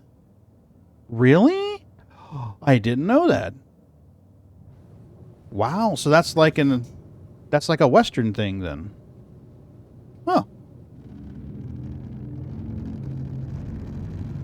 No idea. A lump of salt. Yeah. Okay. Huh. Chicken Alfredo. Pagan, You ever... Go ahead. how do you drink your coffee? Thank you. Depends on my mood. Most times creamer, or most of the time creamer. If I'm really hurting really bad with a headache and I'm just trying to get the caffeine in me, I'll drink it black. Oh God. But I'll just drink it quickly. But I mean, at that point, I'm not drinking it for the flavor. I'm drinking it for the caffeine. Have you ever had espresso? Yeah. Do you like espresso? Only if there's a lot of creamer to put in it, because espresso's bitter. There is a I'm coffee. Italian, so I like to make a lot of pasta. Oh, okay. Go ahead. There is a coffee called cafe au lait, which is Mhm. essentially espresso with milk. And in Japan, it comes in a can. Mm-hmm. That is the best daggone coffee you would ever taste. And if I can get some in America, I will definitely send you some so you can. Gotcha. I got kind of spoiled because, I worked for a pair of guys who were from Brazil. And one of the guys, Marco, his family owned a coffee plantation. So they literally grew the coffee, harvested it, roasted it, packaged it, and sold it in Brazil. It was a family brand that was sold in Brazil. So when the family would come down, or come up, I guess, to the States to visit, they would bring a couple cases of this coffee. So when they would bring in the coffee, Marco would immediately make a pot of coffee with this, and it was best bucking coffee I ever had in my life. You don't know how I do dry creamer? It's mainly a financial decision, Johnny. To be truthful, it's mainly a financial decision. I'm trying to think if is it Arc L1 or Arc L2 that mainly has the 890 jumps. I don't remember. Let's see if we can find that chart. There was a chart that Ron found and posted. Are you talking there about? There it is. This chart here. This came from a streamer. I want to say Red Prophet? Red Monster Gaming. There we go. Red Monster Gaming. So Arc L2 has, I want C2s and 890s. That's what we're looking for. C2s and 8. Arc L1A has 890s. So we want to go to Arc L1A. That's going to be our target place so that we have the 890s. You living in the same time zone as us is whack. You know, it's because Florida's stupid. It really, really is. That's why. Let's get quantum going and then I'll show you guys. Whoa, whoa, whoa, whoa. What are you doing, Dippy-doo? Florida, I mean, if you look at Florida, it's like a panhandle and a tie. And what I mean is there's a point that there's a part of Florida that points down towards Cuba. And then there's a part of Florida that points towards Alabama.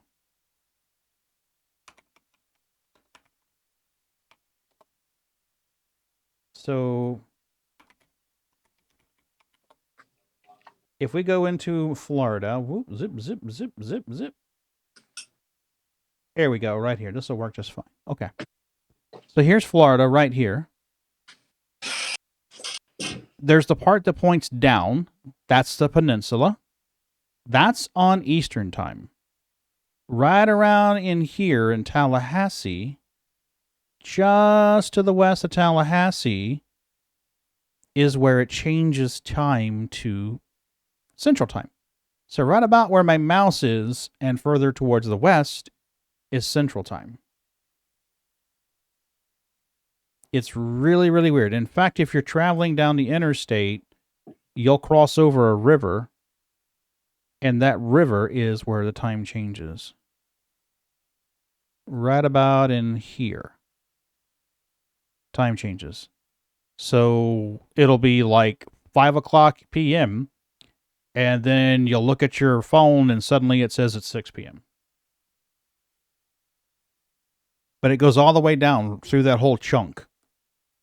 So Eastern, Central, and you're right, it is very, very stupid because Georgia is on Eastern and Alabama is on Central. It follows that state line because that's the intelligent way to do it. Yeah, right. I do. When I'm traveling and I'm talking to family members, I just stay my own time. Or if I'm not talking to family members, I will just add an hour to whatever my watch says and tell them that. Because it's easier that way. Never leave, right? That'd be the way to do it. America actually has more than that, Kevin. We've got... On the east side, we've got Eastern time. We've got a strip that goes central. We've got a strip that goes mountain. For the most part, there's a little funky area around, I think it's Arizona or Montana, where it gets a little weird. Then we've got Pacific up... What the fuck? Asteroid gas cloud setting an entity scale to be... That was weird. Yeah, and then Hawaii has their own too. Yeah, Kevin, we do have some citizens in the United States which still spout the... Yeah, Hawaii's got their time too. We do have citizens in the States which carry the Confederate flag. Even though it is largely considered to be a hate symbol nowadays. It wasn't always that way, but nowadays it's largely associated with it as being a hate symbol. I don't know, Johnny. It may be. It may be. I don't actually know. Oh, we have a puppy paw print. What is this? Where's my paw print? Whoa. And scanning. Origin 890. That'll work just fine. That'll work just fine. Alaska has its own time zone. Awesome. Thank you. Yep. Johnny and Nate were right. Alaska has its own separate time zone. All right. So right in here, I'm pinging, and I still can't see a flash. There it is. Oh, boy. We are coming up fast on this.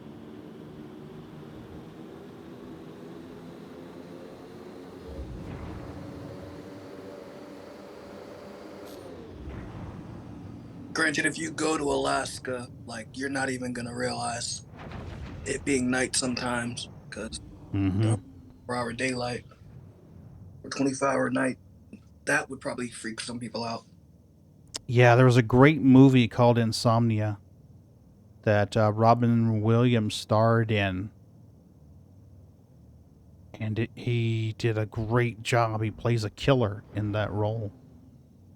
He did an awesome job in that. Alaska has its own time zone for 90% of the state. Other 10% is in Hawaii. Oh, yeah. Alaska's fucking big, man. Alaska is big. Okay, let's play devil's advocate in this.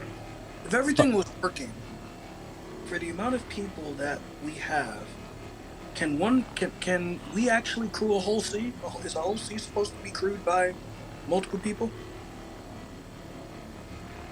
What do you mean, like with the regular group? Is that what you mean? Yeah, like the hull A, we know it's a one-person ship. Yeah. Is a hull C supposed to be a one-person ship? No. I don't remember how many you're supposed to be on it, and honestly, the documentation on the website's outdated as fuck. I want to say the pictures read like it's got 2 or 3 turrets. I mean, if you really look at the pictures of the Hull C, it looks like it's got 3 turrets on it. So if that's the case, pilot and 3 turret operators, that's 4.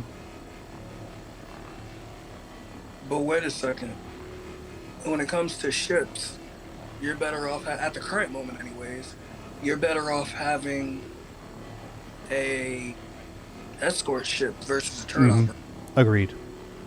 Yeah. Because what they give you for a storage, what they give you for a storage ship is just not gonna save you. No, no. Well, all that's going to change too. I honestly think at some point there'll be a rebalance for the turrets on ships. I mean, if they really want to encourage people to do multi-crew play, they're going to have to make it beneficial where it's better for 3 people to be in 2 turrets in a pilot seat than 3 pilots. I mean, I feel like they started that with the Vulture versus the Reclaimer. Agreed. Like and the Hurricane too. The Hurricane positively shreds with 2 people. I don't know what to think now. Friday in EU server, my lights were nice and bright. Yesterday they were dim. Now today they're dim in EU. I honestly don't know. I am avoiding the EU right now. It seems like every time I played EU in the past 2 weeks, I've had a lot more hiccups. You know, goofy shit. And I don't know if maybe that's just the extra latency and lag between the client and the server. You know, getting stuck in the seats and stuff like that. Because the frequency that we are experiencing it is not the frequency that I'm hearing other people talk about it. So I'm starting to wonder if maybe some of that is because of the added latency between, you know, client server. So I figure I'll test it out on a native regional server here and see if I have those problems.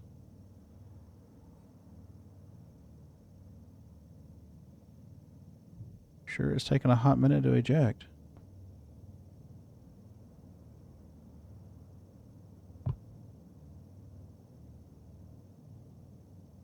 So I figured just to rule that out. That's strange. I've had better luck in EU. Well, you get multi-crew. Now, instead of 1 person having the connection to the server, you've got 4. So just to kind of rule that out and decrease my stress level for playing, I'm going to try a US server for a bit. And today it's been pretty good. I mean, I've had 130K.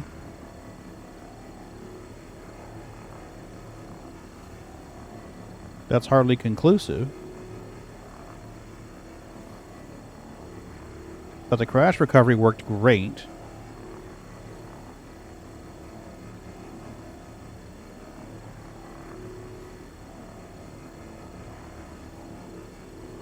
So I'm just going to try a stateside server for a bit.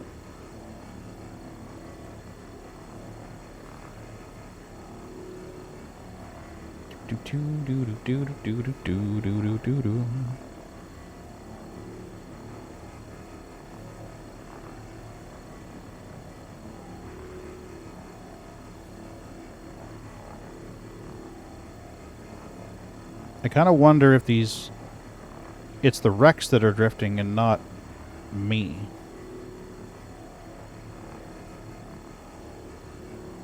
Which it would make sense for the wreck to drift. If you think about it. It makes perfect sense for the wreck to drift.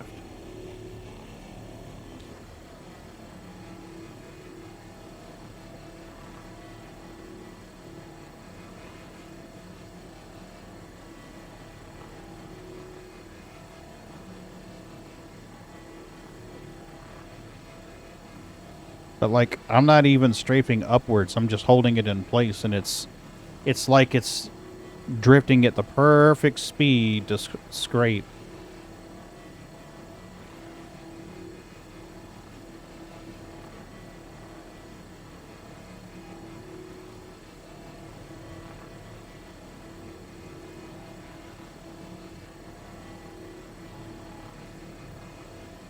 Come on. Johnny, are you in Tarkov right now?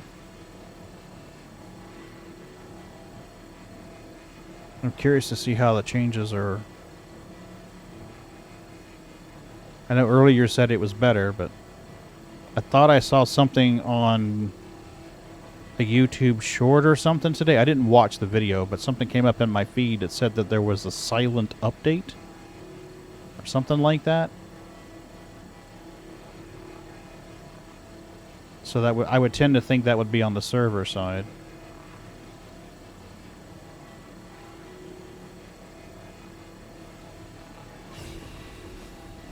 Oop, there we go. And this should be the one that fills me up and blocks me. Right? I think this will be the one that blocks me in.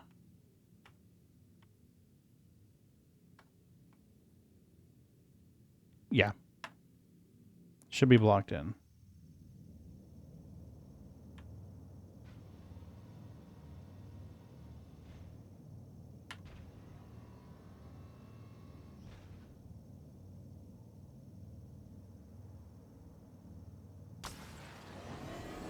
Come on.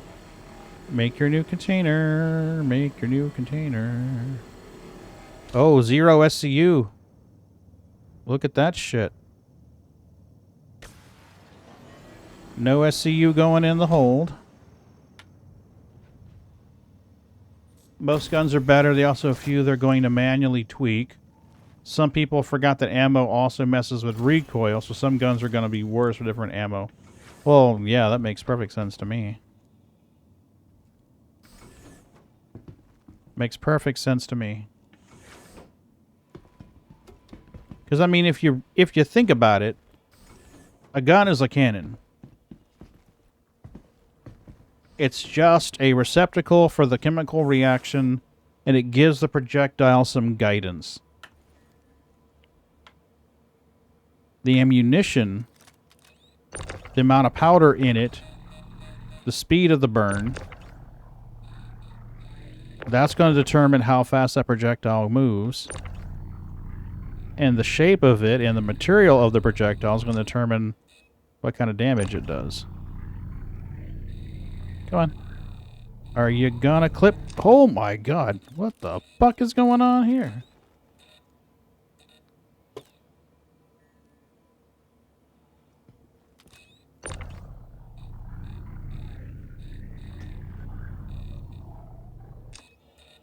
Okay, cool. That one snapped to the grid. That's encouraging. Can you snap to the grid there for me? Nope. No grid for you.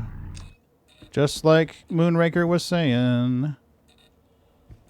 Cargo grid gets fucked on a 30K. You gives me the box, I do the thing. That's how this works. Thank you. Yeah. Yeah, so like I can shove a box there, but it's not locking to the grid. So realistically, I could get another 4, 5, 6. Wait, what?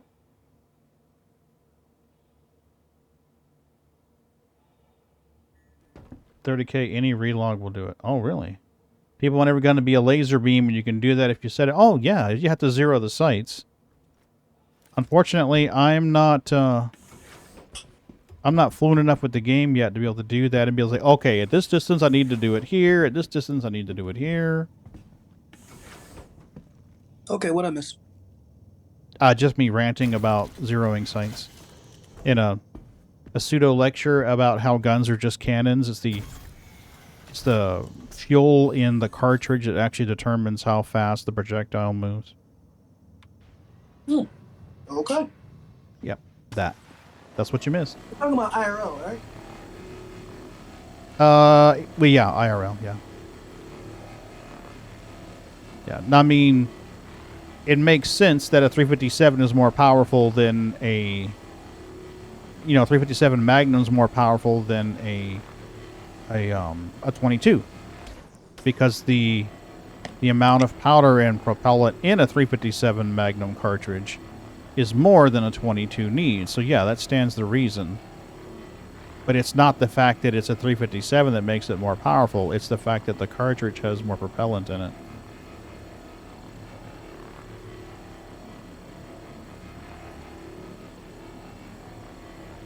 There was some movie or something I watched when I was a kid that left a lasting imprint on me. And it was this guy that was an assassin, and he made his own cartridges. He loaded his own cartridges with his own propellant, measured out the amount of grains he needed, everything like that. So it wasn't like you just, hey, let me go into, Dick's Sporting Goods and buy some cartridges for this, gun. He was making his own. He was, the press, everything. He was like, okay, in this particular job, I need this cartridge projectile, I need this caliber projectile, I need this much burn, I need this much powder in the cartridge for the burn, all of that. Talking about making actual, like, weapons, or are we talking about just the ammo? The ammo. Oh, okay. I mean, I feel like people do that anyways. Like, they make their own ammo. Oh, yeah. I mean, there are people who definitely do that. I mean, if I... Honestly, I mean, if I thought we were getting into, like, oh, shit, it's going to get real here type of situation, you bet your ass I'd have a way to make my own ammunition. Well, I mean, once you think about at that point, good luck getting it. Because first, powder alone, like, it's not conducive versus actual just regular ammo buy. Yeah, well, I mean, you think about it, the humans are innately lazy and short-sighted. So if a situation like that were to arise, we'll just say zombie apocalypse for lack of a better descriptor. If a zombie apocalypse were to happen, you're going to get those that are, okay, I need to go make sure I've got toilet paper, I need to make sure I've got dry goods, I need to make sure I've got this, I need to make sure I've got ammunition. It's going to be fewer, it's going to be a lower percentage of the population, the general populace is going to be, okay, I need to go make sure I've got, cartridge shell so I can reload my ammunition. I need to make sure I've got cordite. I need to make sure I've got this. I need to make sure I've got that. All of that. It's going to be a lower percentage of the population that thinks about reloading and making their own ammunition once that box of Remington 9mm goes away. Well, then again, but also it's like, how long do you stand to... How long are you planning to be in that situation? Because you have a whole thing full of 5.56, but if you don't have the or the lead, like, you're kind of like you can only do so much. Yeah, I agree. I don't have that much room, and I also have to worry about. I have a granddaughter and a grandson that come over. So I need, whenever they're here, I need to make sure that the gun that Papa keeps in his office desk drawer is no longer in his office desk drawer. You know what I mean? I need to make sure all that shit's secure. Right. Yeah. So that's something else to consider too. How old are your grandkids? Almost 15 and almost 19. Oh, they should know. They don't. Oh. They need to, and Papa's plan is to make sure they're educated on that, but that's something that I'm not their primary guardian. So that's something that needs to be discussed with the primary guardian and be like, Mommy, Daddy, have you taken the time to educate in this regard? Perhaps you should. If you'd like some help, I'm happy to help you. I feel like education helps. At the very least, they need to know how to pick up and handle a gun. How to check and see if it's loaded. How to check and see if it's chambered. How to clear the chamber. how to clear the magazine or clip. They need to know all that stuff. So something happens, they get in a situation, they're not going, I don't know what this is, but it made a loud noise and now my friend's no longer breathing. Or even this. Yeah. Right, Moonraker? Like, keep your finger off of the Keep your booger hook off the boom button. Like, don't even touch that. Yeah. Booger hook does not belong on the boom button until it's time to actually make the boom. Because I don't think what social media, the way you ever spend like It's a mag, not a clip. Well, Johnny, there are guns that use clips, though. There are guns that use clips. And in Papa's ammo box, there is ammunition and clips for that ammunition in there. I don't have the gun that shoots it, but we definitely have the ammunition and the clips. Oh, you're snapping the grid. Nice. Love it. Love it. Yeah. Yeah, rifles. I actually just got my my license in Jersey. Cool. Is it harder to get in Jersey, I wonder? It's not that it's harder. It's just what you can have and what you can do is more strict. So you can't open carry it in New Jersey. No, we can't open carry in Florida either.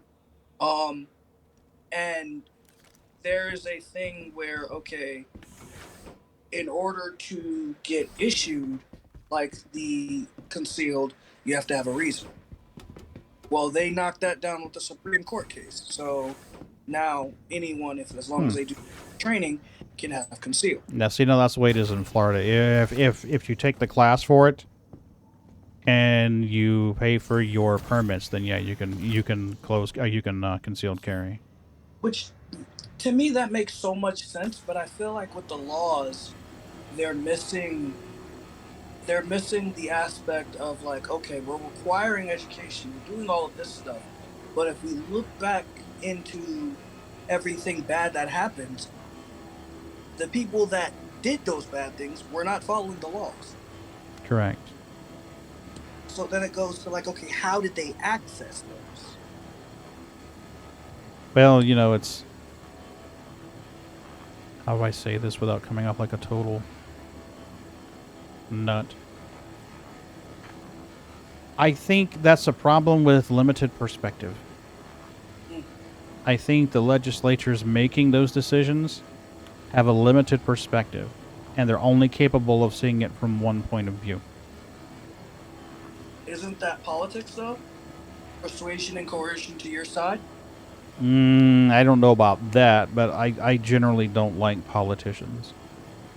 So I don't typically hold them in high regard.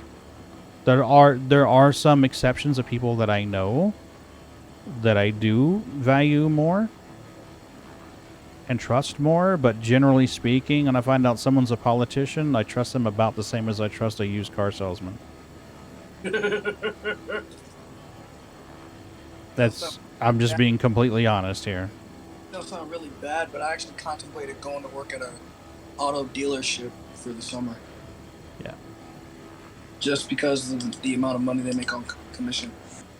Yeah, it depends on where you are. I mean, some lots will pay you handsomely and others not so much.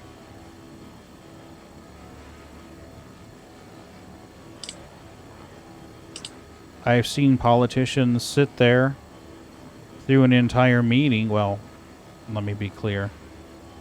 Probably not the entire 2-hour meeting, but the majority of the 2-hour meeting, their nose was in their cell phone.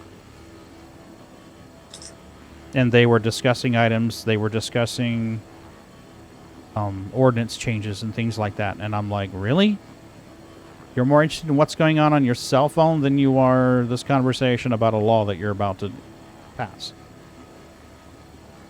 My favorite is when, during voting, they have the whole, okay, this person from a different state voted on their behalf. Like, wait a second, the way technology is going, like, literally. Mm-hmm. have a secure phone. Yeah, I could see something where they use like a biometric to verify it's you and then you vote. Yeah, dealerships can definitely be rough. My dad was a salesman in a variety of markets. He was a new car salesman, a used car salesman, a piano salesman, an organ salesman, a vacuum cleaner salesman, all kinds of stuff. All kinds of stuff.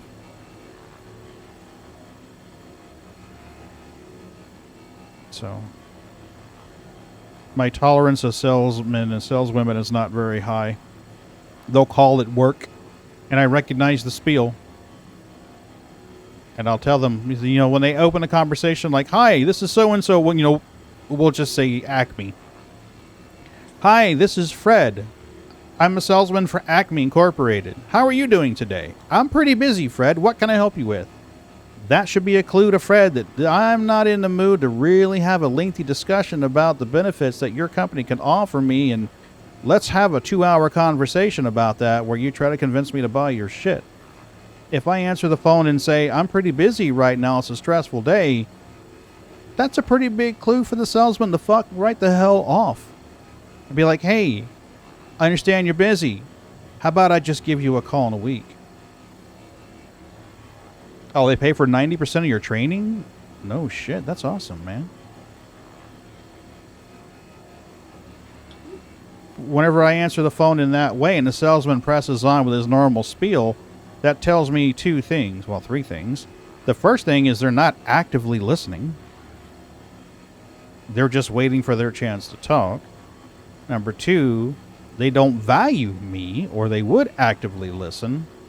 And 3, I'm just a way for them to make a paycheck. And that means I'm now less inclined than I was from the beginning to buy from you. Because if you don't value me as a customer, you don't value me as a human being. Fuck off. Have you ever had a salesman call you back? Yes. How'd it go? Once I know what their goal is, and if they're one of those that has not been polite and courteous of my time, I won't answer the phone again. When I hear it's them, I just hang up the phone. You had your opportunity.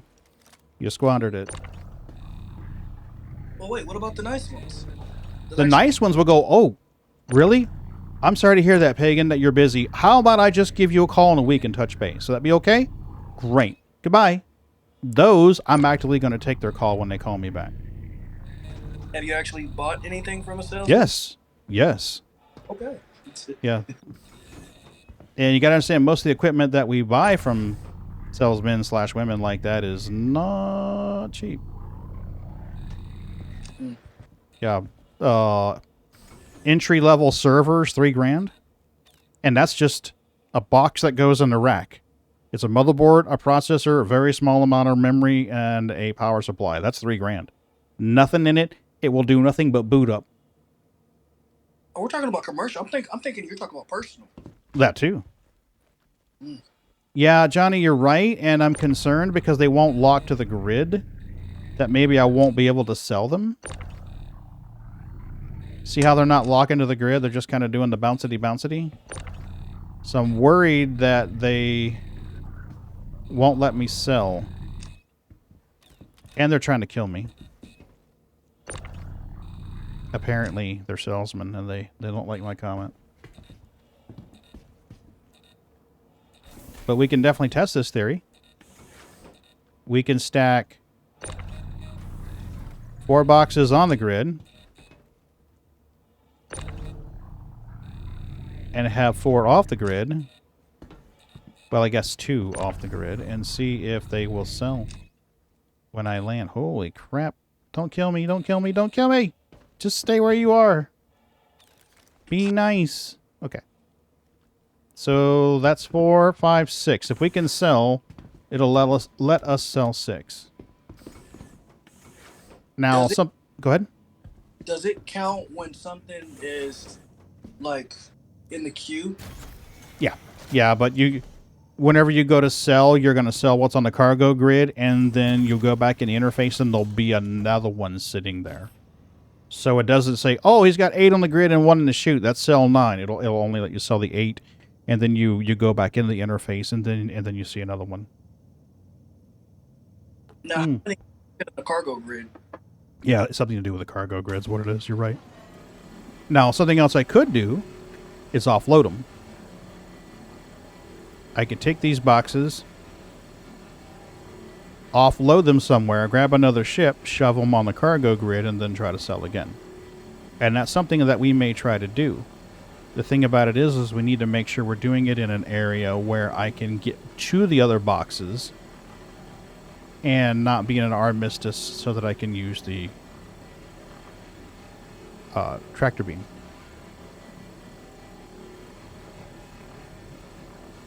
And I have an idea with that. I have an idea.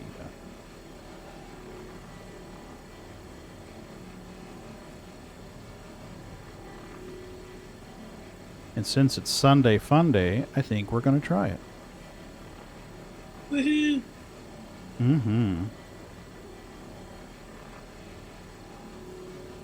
The biggest challenge is being able to get back to that spot to grab the cargo.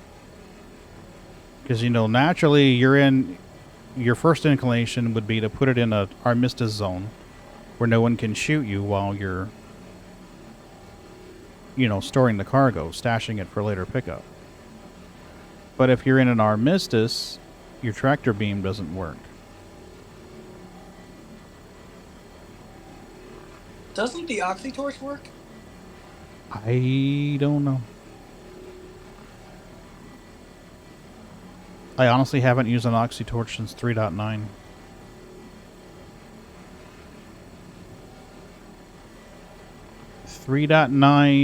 Ryu and I used an oxytorch to board a NPC hammerhead.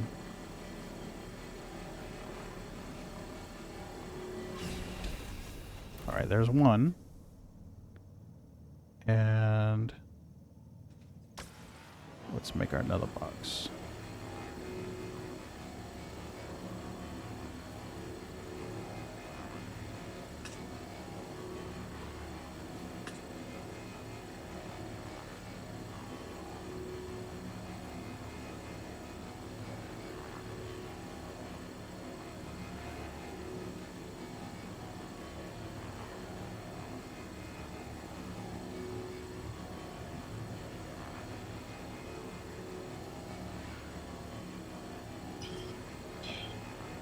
Come on. But hopefully we get the whole sea this year. Hopefully soon. Hopefully we get the Banu merchant. I think they're still chugging along on that one. Wasn't it almost finished? I don't think so.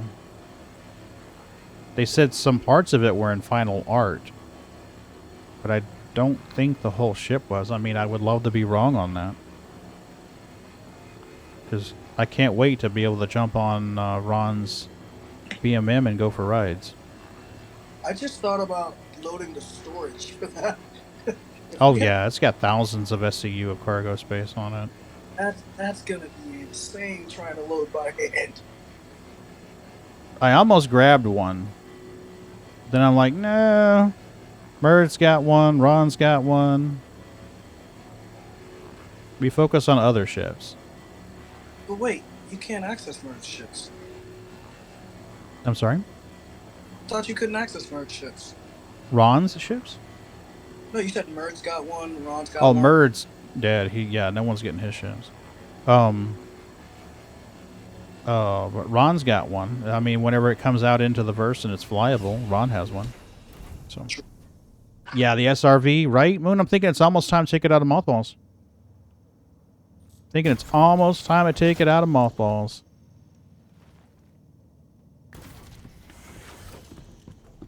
I have 2 waiting in buybacks.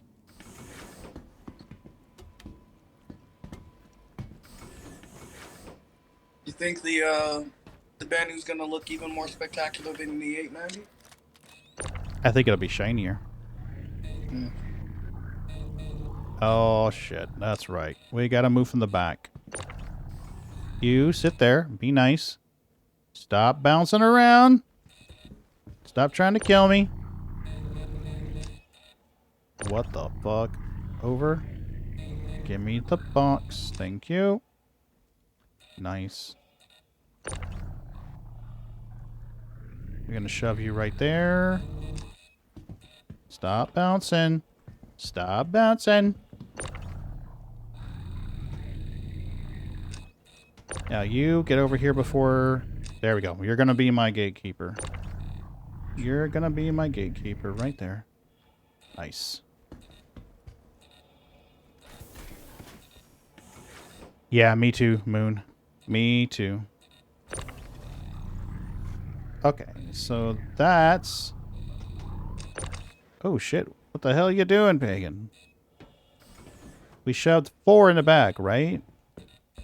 1, 2, 3, 4, 5. We have 8 right now.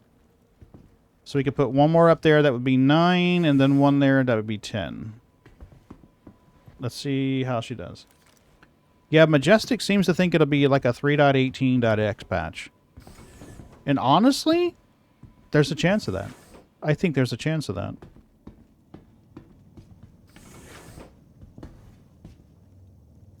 I think a lot of dreams are being realized with this cargo refactory. Mm-hmm.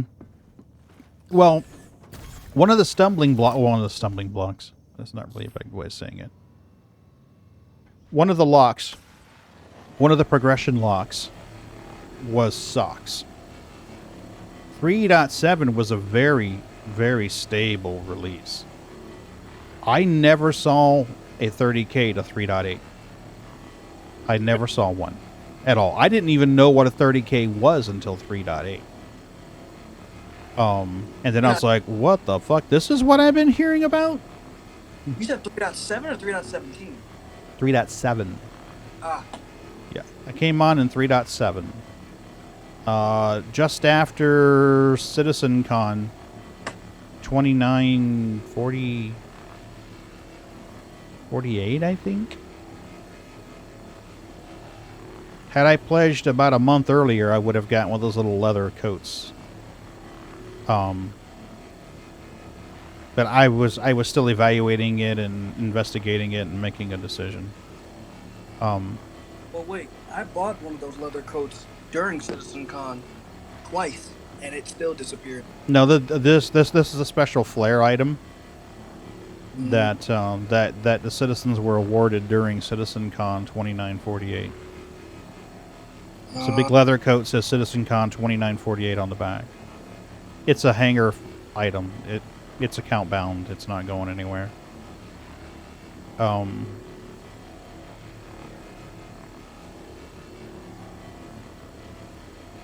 yeah.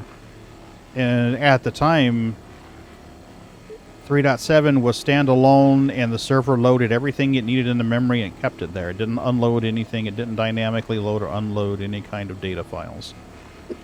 Okay. And it did surprisingly well. But then they started working on socks. 3.8 was, bringing socks into the mix because they knew they had to have socks in order to have meshing. Now, when you say socks, do you know the acronym? SOCCS. Wait, you said SOCCS? SOCCS. No, Sierra, Oscar, Charlie, Charlie, Sierra. I get that. I'm saying, what does it stand for? Oh, object container streaming. Server object container streaming. Okay. Thank you. Gotcha. Object container caching and streaming, I think it was, or something like that. But basically, the long and the short of it is the server loaded up when somebody, say like the server loads up and no one's on, and you sign in for the first time and you spawn in New Babbage. It'll load the data files for New Babbage around the area where you are, out to say like a certain radius. Right. And it would load that data file into the server so that the game universe would load in and you could do your thing.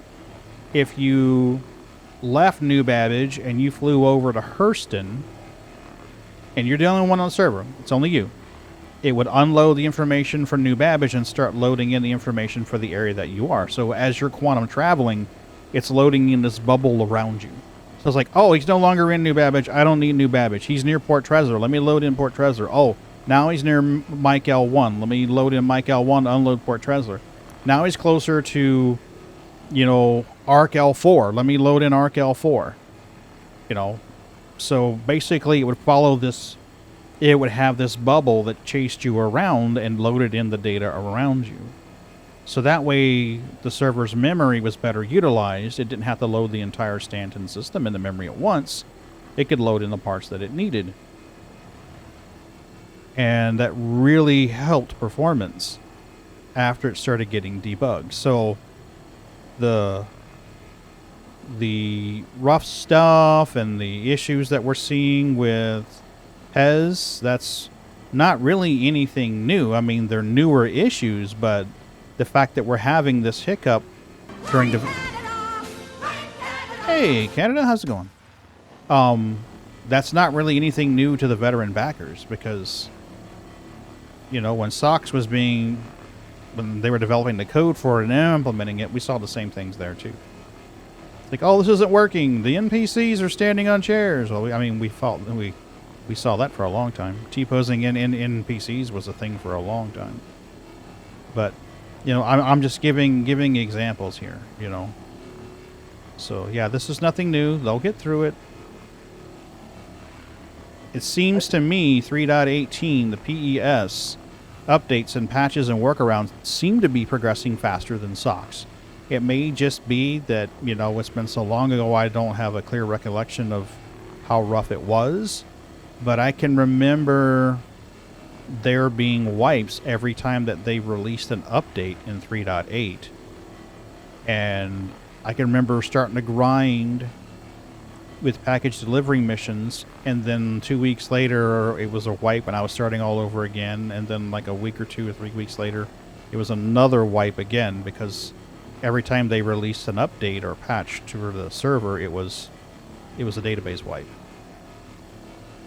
So it's a lot better now than it was. I mean, I'm not saying it's great and it's flawless and there's nothing wrong, but I'm just saying it's a lot better now than it was.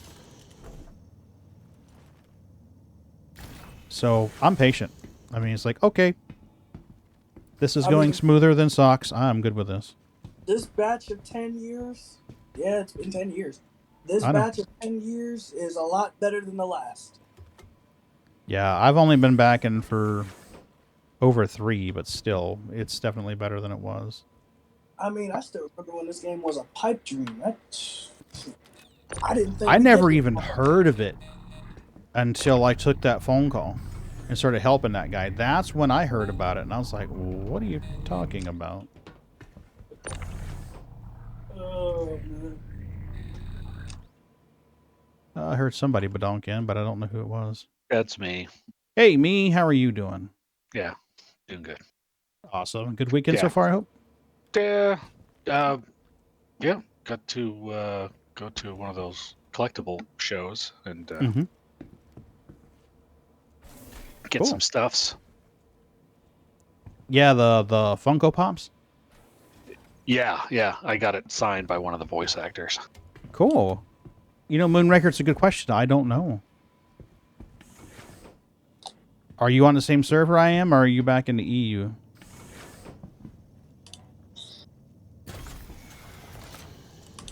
If you're on my server, we could find out.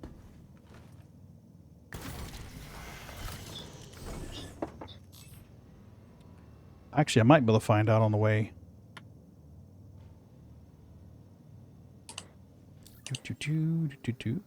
So, was it a good trip then?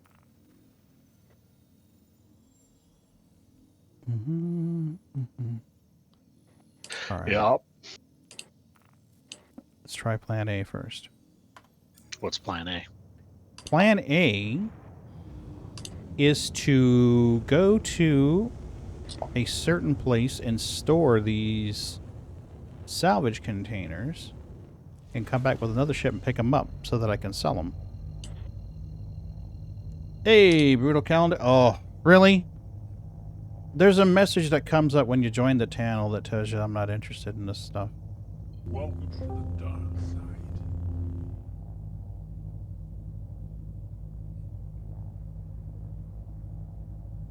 Bye.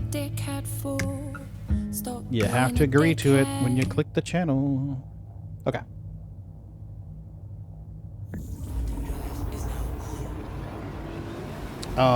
Yeah, we're gonna go to the tower and see if we can store these packages there. Well, not packages, I guess.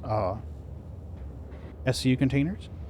I don't remember if it's a hard armistice or a soft armistice. If it's a soft armistice, then we can tractor beam the packages onto the roof. If it's a hard armistice, we'll have to go somewhere else. Hey, we'll find out. Hello. Where you say you're heading? I missed it. I'm back to Area 18 for a hot minute. That's hard.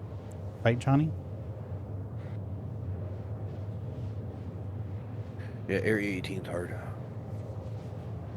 Wait, what about hard armistice versus soft armistice?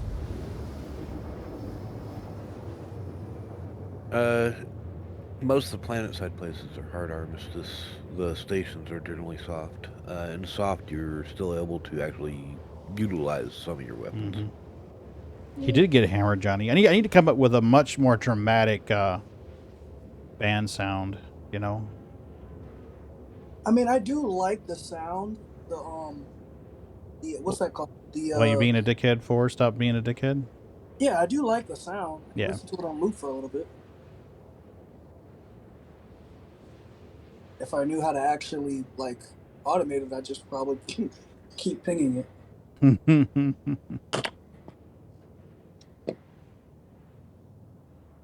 Okay. So if that's a hard armistice, let's try something else.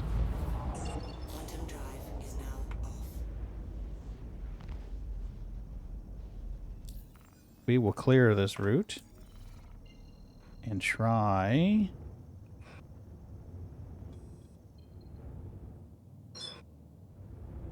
Yeah, I'm wondering if they've been fiddling with the speed of the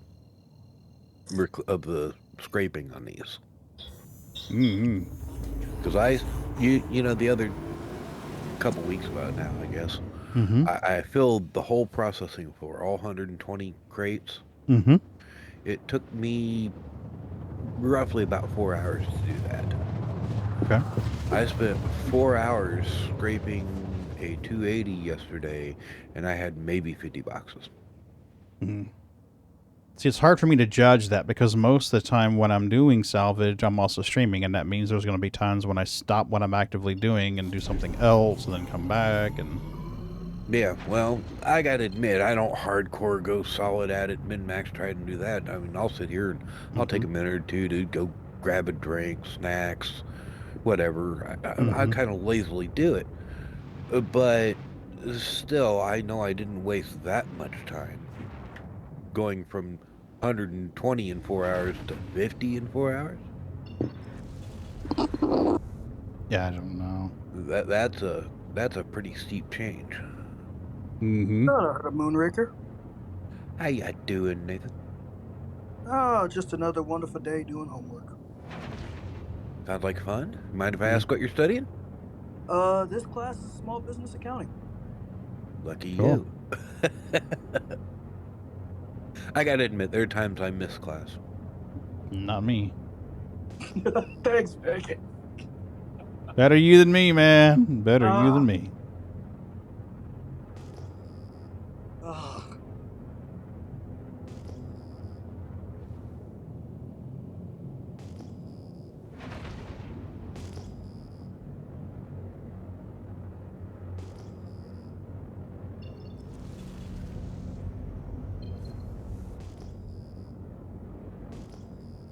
Where are you going?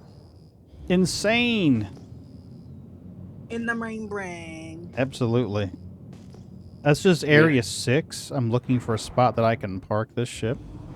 Can you park like low in Area 6 and all the other smaller areas? Well, there are certain spots that have hangars, or not hangars, pads and drop-off locations because there are missions that tell you, go here to this area and drop off this box in the Covalex. Be really nice if they Good kept luck finding them. it'd be really nice if they kept some of those areas like planet locked. Like, okay, hey, you're just moving it from planet to planet.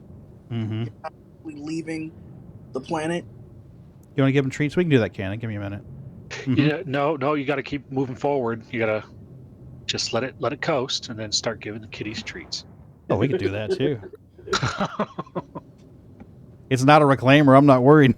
The reclaimer? Yeah, we got a problem. I'm going to yell so I can get the kitties. Sookie, treaties, baby. Sookie, treaties. Come on, baby, right here. Come here, Sookie. Sookie, right here. Oh, she's learning. She's learning. Oh, there you go. Right next to your sissy. I love it. So cute. Wait, the black and white one. What's its name? Bootsy? Boots? That's Boots? Yeah, Boots. Yeah, he doesn't seem to be in a hurry. He's had a lot of treats today. Oh, okay. Yeah, he's probably pretty fat and happy. Oh, Milky's being so gentle. I put the treats down. She went to get it. Sookie got close to it, so she backed away. Like, okay, you go ahead. It's like she senses she's younger.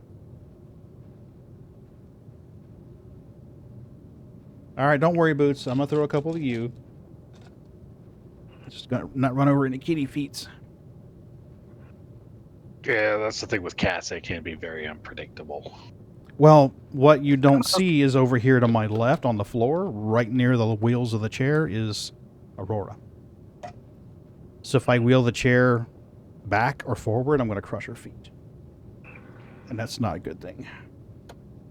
Okay. We did treaty time. So yeah, that's the new one. That's Sookie. Mommy calls her Sookie. I call her Snooky.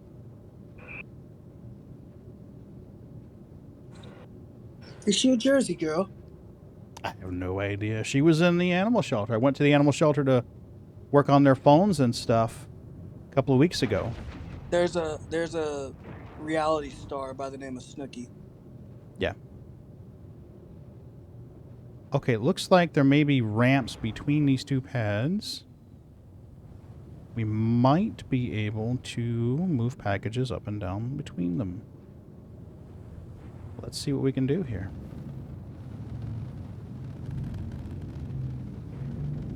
Well, if it's not a hard armistice, then as long as I can get my tractor beam in the back of the ship, I can move them.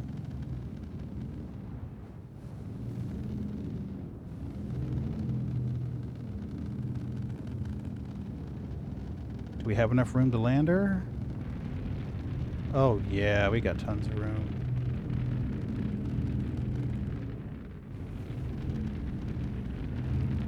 She should be fine.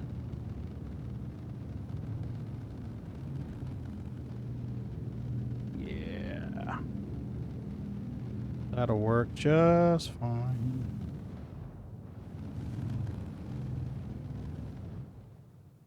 Now, let's make sure we can see.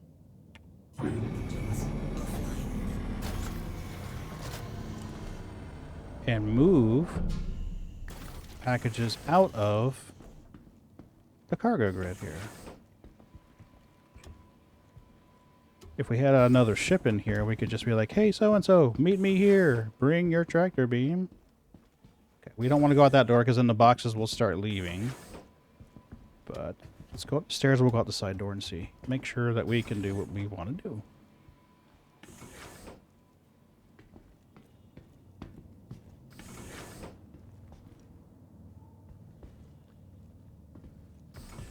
Just so you know, you're still on the kitty cam. Shit. Thank you. I need to make a little thing that reminds me of that. Be like, hey, dipshit.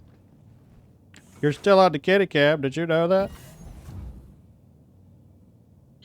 That's okay. Just replace the your face with the string.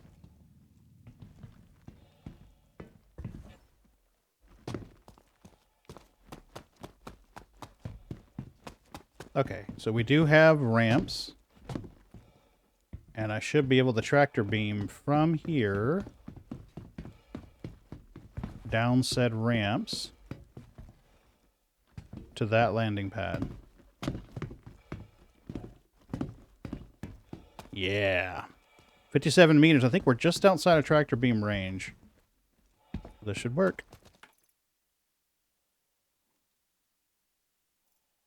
Cool. Alright, so what all we gotta do is store our stuff in the ship and take the no longer living express. I had this idea one day on the way to work. It's like, wait a minute. I has an idea. This might just work. Okay, now we're in the ship. We should be able to strip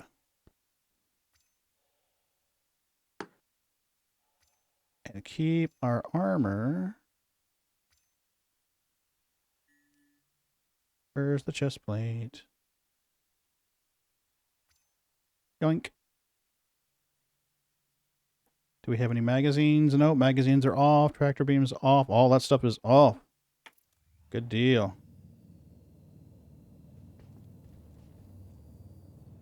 Oh, Scoundrel 1, you're lucky I don't go find you and kill you. I remember your name.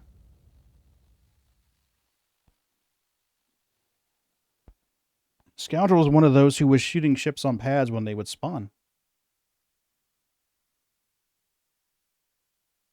What a scoundrel. Yeah, exactly. Now wait a second. You have that list.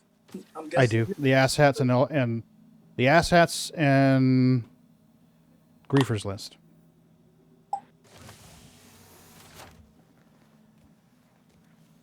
He was one of 3 that was shooting ships as they would spawn in on the pad, and he and his 2 of his friends would come over and shoot the ship and blow it up right on the pad. Because that's riveting gameplay. That's riveting PvP. That's not PvP. I know it's not. So I added his name to the list. And his list is basically anytime they need a rescue, they don't get a rescue, and if we're inclined enough, we go kill them. They need a refuel, we don't refill them. Which isn't a big deal now, but in Pyro it will be. Now wait a second. When you're attached to somebody and you press the self-destruct button, self-destruct button, isn't that essentially blowing both of you up? I don't know if it would take them or not. Some we can test. Yup. Just in case the tractor beam didn't stay in there, we're going to grab one. Where am I? Here I am. Oh! Med gun, just in case we fall down and go boom. Hi. Good to have you back. Nope, invalid location. It's something to do with this area here.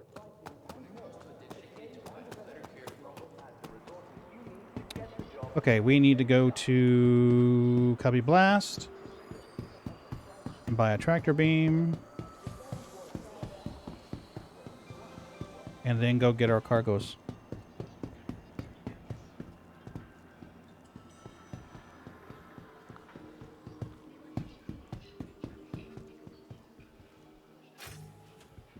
Just in case it's not there when we get there. Because I don't know what's going to happen to the inventory there. It may be just fine. It may not be. Smart buy. Never done it before, so we'll see what happens. Nice. Here we go.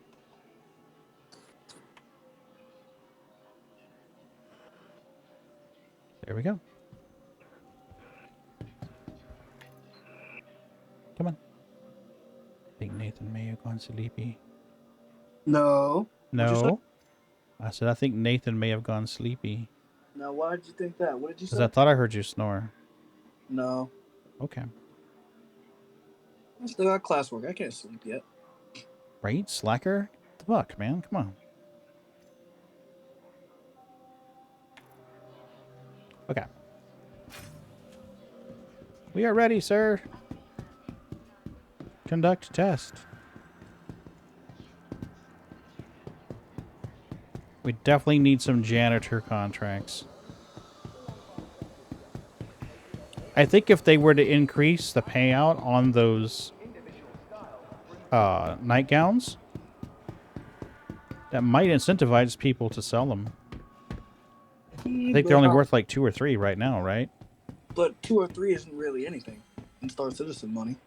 Yeah, but what I mean is, like if they were like 100 or 1,000, that would incentivize someone to go like, holy crap, let me sell these. And I mean, if you, okay, let's be real.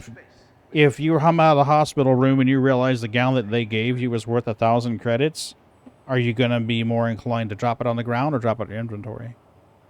Drop it on the ground. That's free money for somebody else, right?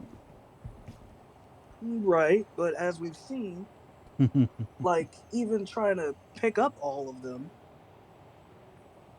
like, what, 5,000 per? I don't know, man. I made 97,000 just walking around picking up undersuits and helmets one day. Yeah, when I was a newbie just starting out and all I had was the one little starter ship and no money, I did a lot of that, picking up the white undersuits, white helmets, and the gowns and stuff. People. Hell, I still do it. Yeah. Doesn't matter if I've got, 10 credits in my account or 10 million. If I see a stack of white undersuits and helmets, I'm grabbing those fuckers.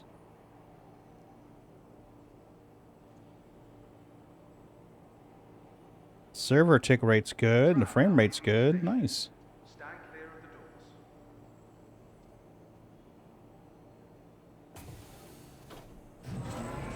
We're not going to claim the ship, because if I do, it'll probably sever my ability to open the doors. But we will go grab the cargoes and see if we can sell them.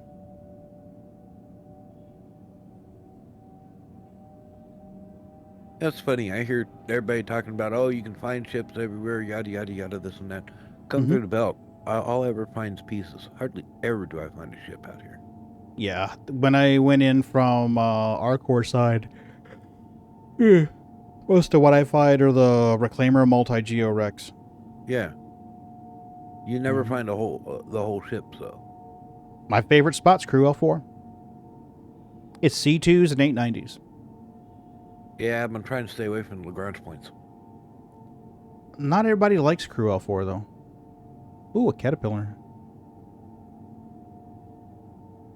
I want to find a nice little hidey hole out in the Halo. Hmm. Mainly because to strip a ship's going to take me a good 4, 5, 6 hours. Now arriving. Well, I think when 3.18 drops, I'm down for multi-reclaimer crews. Oh, yeah. I think that would be the most efficient way to do it. I mean, we've got 6 guys. We can man 1 reclaimer, or we can man 2 and stagger it. Definitely. Or I should say crew instead of man. Hey, Master, how you doing? Crew L1 is awesome. It's so awesome we made a commercial for it. It is so awesome we made an advert for Crew L1. Welcome to the ASOP vehicle retrieval system. 0 traction, but it's there. I'm doing great. Okay, we don't want the harp. We want something with a cargo grid.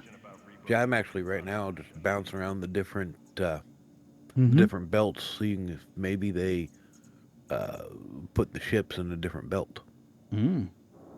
We have a hull A. We can snap them to the cargo grid. Hull A small enough. It ought to land in there nice and easy. Let's grab that. Enjoying the rest of my weekend, buddy. Hope you are too. Please visit us again. Let's do this.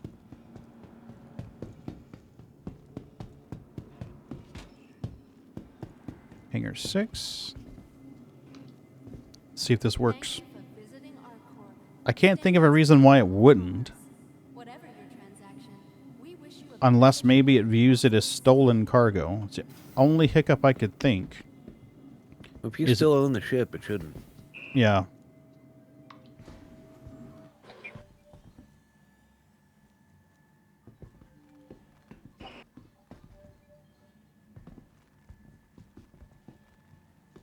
Yeah, we're pushing 8,000 kilobits per second just fine, so nice. That was after watching one of Nutty's streams.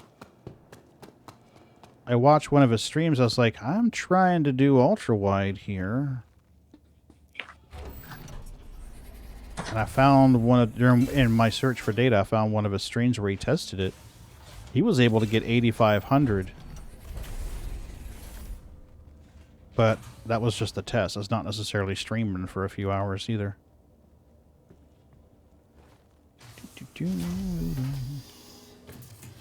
Oh, cute. We gotta switch cameras for a minute.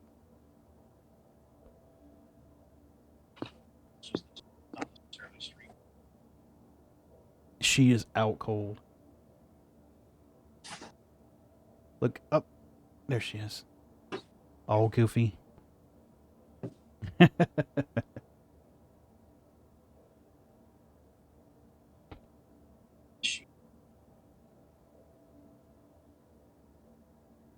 Cats find the most interesting places to take a nap. Well, she knows she's safe. She knows she's safe. This office has been the kitty's safe room since they were born. We moved. They were born in April, and we moved back in the house, I want to say in June or July. And the first night they were here, they were terrified. Absolutely terrified. We put the blanket on the couch. The blanket that we used to be on our bed in the camper. We put it on the couch. And they all ran over to the couch and hid on that blanket like, oh shit. Because they were used to that tiny little camper. They weren't used to running around in a house with multiple rooms.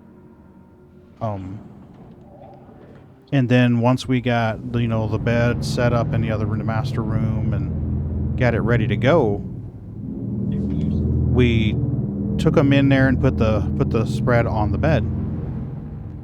And they hid there in that bed. And then when they realized that this was Daddy's office, it wasn't long before they like, oh, Daddy's office is the safe space.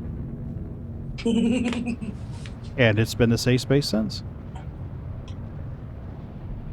I want to say that's like day 2 or 3 of being in the house, because I was working for the fruit company. So they would come sneak in here. I'd crack the door, and they'd come sneak in here while I was working and sleep on the floor underneath my chair. Now, when you were working for the fruit company, did they give you like anything fruit related? Like, yeah, were you working on fruit related products? Yeah, I did support and training. I probably got 3 or 4 shirts in there. They never sent me my red one. The trainers were supposed to get a special edition red shirt that you can't buy anywhere else, but they never sent it to me. And I'm like, hey, where's my special trainer shirt? Oh, we'll get on that. But yeah, I was Employee of the Month. One time they gave me a Apple TV and a Bluetooth wireless controller that interfaced with the Apple TVs, like a Steel series. It wound up being like a $60 controller. The Apple TV's behind me on the TV over here. I just rarely use it anymore. Yeah, I think now that I actually have an iPad, yeah. If you have other Apple devices, it's a good interface and a good complement to those other devices. It really is. Right, because you can stream from your Mac to the television. Absolutely. It's a good complement. And their messaging service, the Apple Message, the iMessage stuff's not bad either. That's a skyscraper. That's not what I want. That's what I want right there. Thank you. Actually, now that you think about it, it's like literally completely different messaging. It is actually. This is going to bore the other 13 people in here. When you send a message, when an Android phone or BlackBerry, if you find one, when they send a normal message, It goes from the phone to the carrier. It's transmitted through the carrier and messaging network, the messaging service, all its handshaking and protocols and all of that. And then it gets sent to the recipient's carrier. Recipient's carrier sends that to the recipient's phone. Their phone decodes it and presents it on, well, not decode. Formats it, puts it on the screen so the owner can read it. If you have iMessage and you send a message to another iMessage user, meaning someone that's on a Mac or an iWatch or an iPhone or insert Apple product here that supports it, it doesn't go through the carrier. It goes through Apple. It goes, oh, wait a minute. It encrypts the message, hands it over to Apple's system. Apple's system locates the recipient device, sends it through their network to the recipient. The recipient's device decrypts that message and shows it to them. So technically, it does take a separate path, and that's why you can send a message if you're using an iMac or, you know, a Mac Mini or whatever. You can message someone on their iPhone just like you were on a phone yourself. And better in some ways. The interface, I think, is better. It's bigger, it's easier to see, and a bigger keyboard. I'm So sorry. yeah, it does go different. I'm glad you're recording the stream because that way this is being said on the record. Because I don't think I'll ever hear you say that again. Uh-oh, what I In missed? some ways, it's better. Yeah. Well, the interface is better. It's a bigger screen. You have a full-size keyboard. You're not limited to the tiny keyboard on the phone.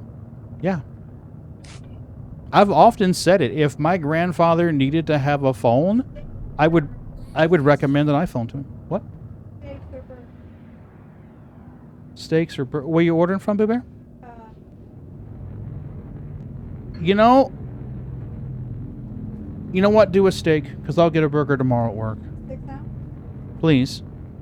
Medium well, taters, and if they have green beans, green beans. I'm about broccolied out. Can I have one too? Sure, get your ass down here. I'll buy you dinner. What? Garlicky green beans for the win. Fucking A. Ooh, that sounds wonderful. Mashed taters. Thank you, Boo Bear.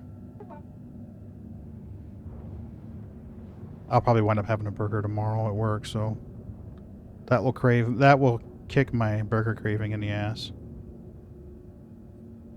Lights on? But yeah, I mean, I've often said if my grandfather was alive and he needed a phone, I would recommend an iPhone for him. Because it would have a nice complement of power and ease of use. It's simple. He doesn't need the power of an Android device. He doesn't need the customization abilities of an Android device. Whoa, what the hell's going on with my vulture here, man? What the fuck?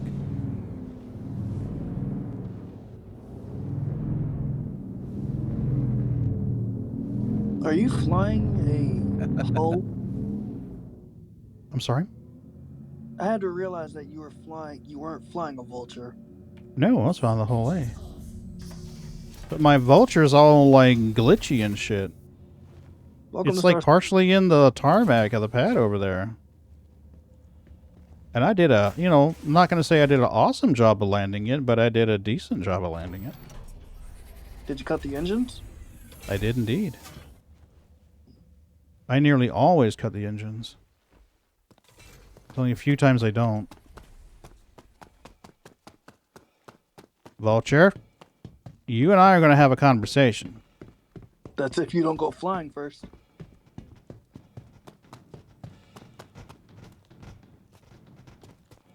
What the fuck?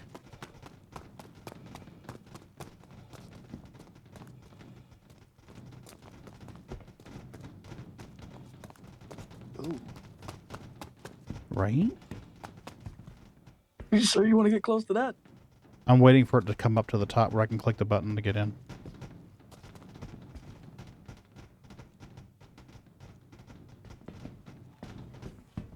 So, here's a question. Why is it... Once I can get in, I should be okay. If you didn't go boom first. Right? Why is it when it's in PTU, it's always like a buggy mess, but live tends to be more stable? Because the dedicated PTU players and testers like myself who report the bug so they can fix it for you, other players. That's why. That's my answer.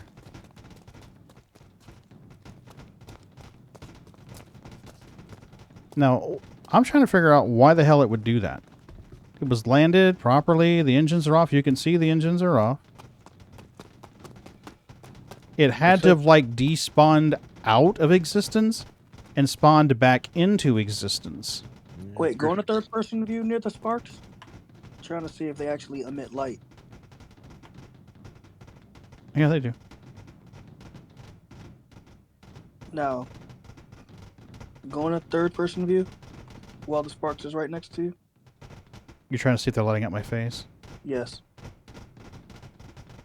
Look at my helmet. You can see them. There's a delay. Sorry. Yeah.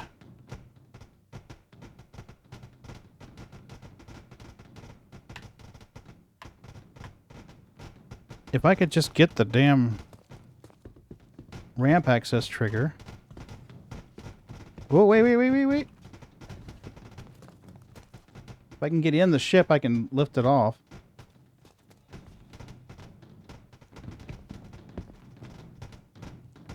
Hey, wait a second. You have a gun. You have a gun on you, don't you? Yeah. Are you an armistice? No. Force the door open. Oh, that's a fair point.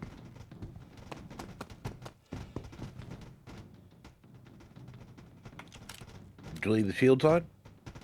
Yes. Looks like you're gonna have to get up close and personal then.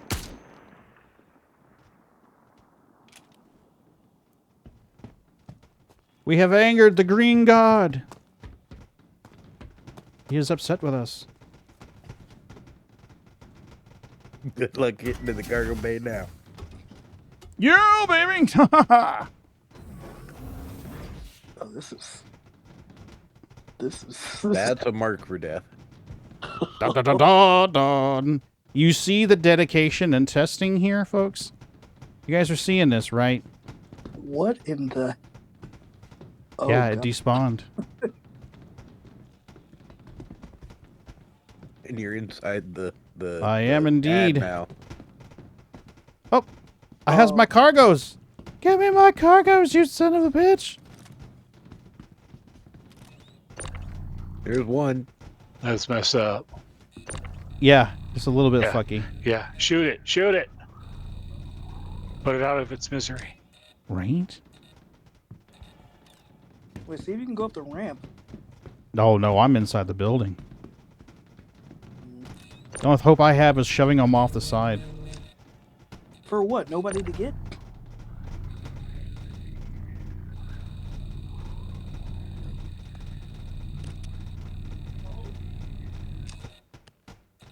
Alright, where's my cargo? Give me my cargo, damn it! Alright, Bessie. You need to be nice to me. You remember that oil change you requested? That ain't gonna happen, you keep being mean. That will not happen, Missy.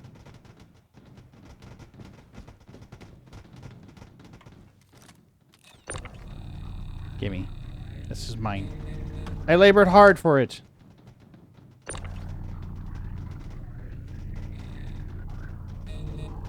Okay, note to self. Somebody has to stay with the ship so it doesn't despawn and fall into the landing pad.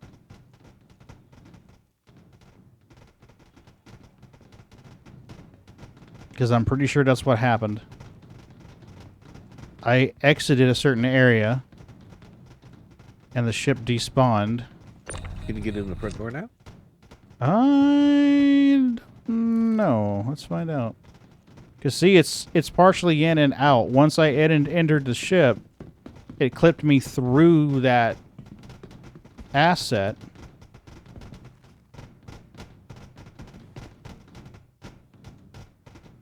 Give me in the ship. Give me in the ship. You can just get it to give you the interseat command. You should be able to get into it.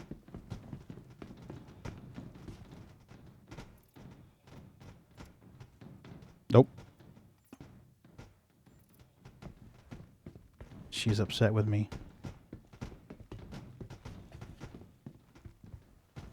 She's so unforgiving.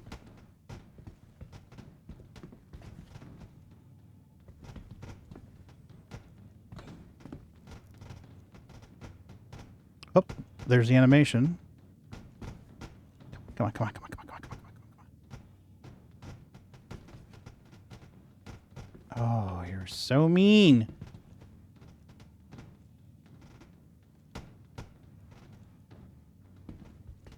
If it wasn't so jittery, I could click it. Oh, there we go. Yeah!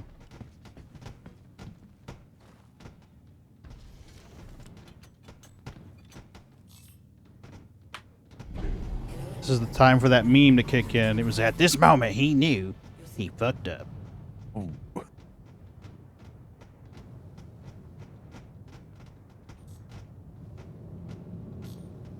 Now we'll let you out of the building. No. That's full descent and bank to the right with boost.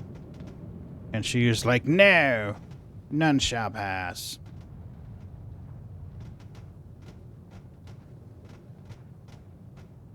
Well, I guess you could say good news is now you can go back to the cargo deck and kick all the boxes out. Yes. That and be back on top of the landing pad. Maybe. Maybe. Jumping out of the cargo door should get you back up on out of the building. As long as its ass is in the breeze, yeah.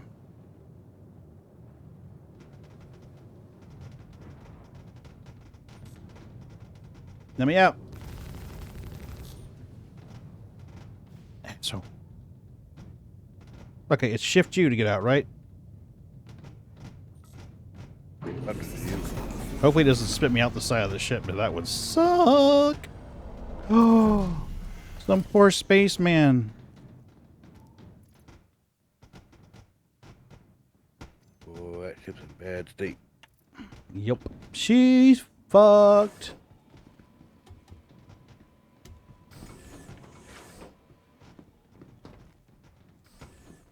I need some light, please. If I'm going to die, I want to see myself die. That's not more morbid at all. Not at all. Wait, we're in space?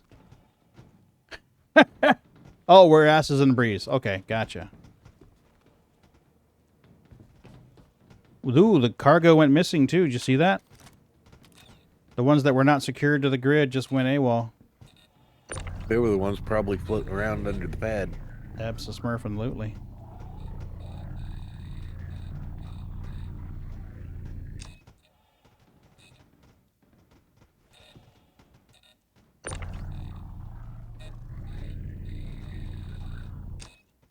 It's funny watching them fall up.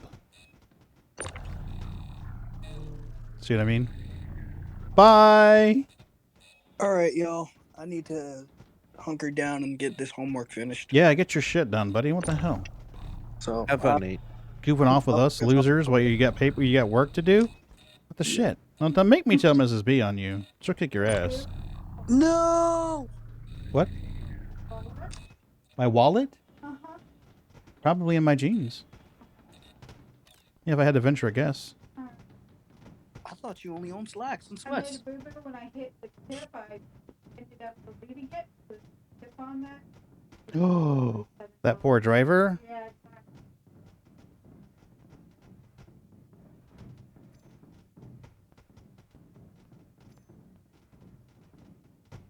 Okay.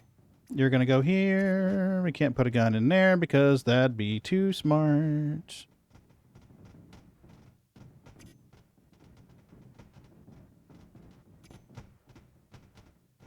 We can put this in here, though. We're going to run out the back and hope for the best.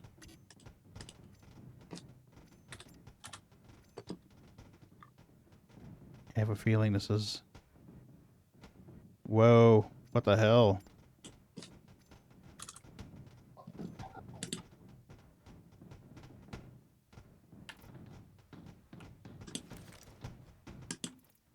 Alright, let's grab this other gun, shove it in our hand.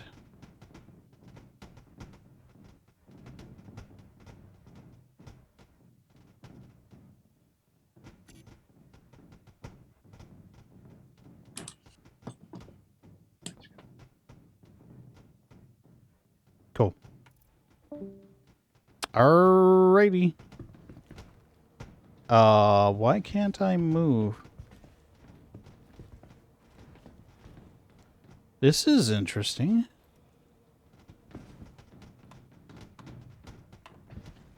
I can't move. I can't turn.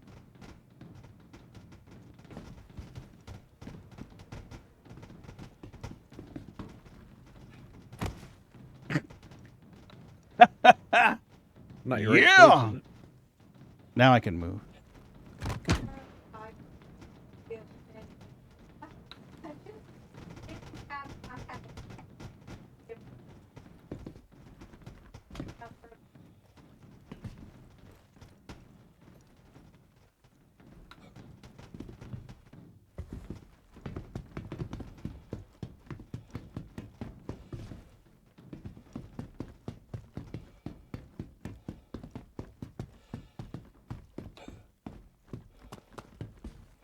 All right, well, there's my cargo. Let's see if we can...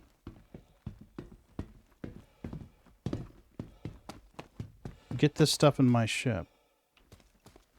What the hell? There's fire. Indications of fire on my ship.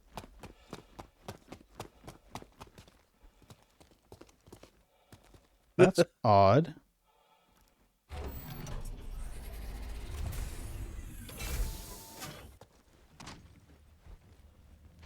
Really, dipshit? You're just gonna drop the gun on the ground? Oh my, he's a stupid one.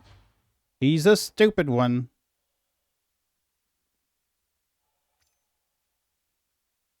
All right.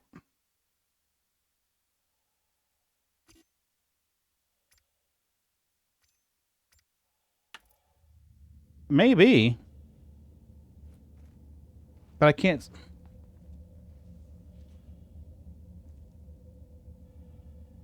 That's for you. Okay. I don't know. Mrs. B just came in and put a $10 bill on the desk. I think she's trying to hire my services as a gigolo. Yeah, it could be. Could be. It might have gotten a little bit confused. Or it could be misinterpreting damage from the other ship onto this one.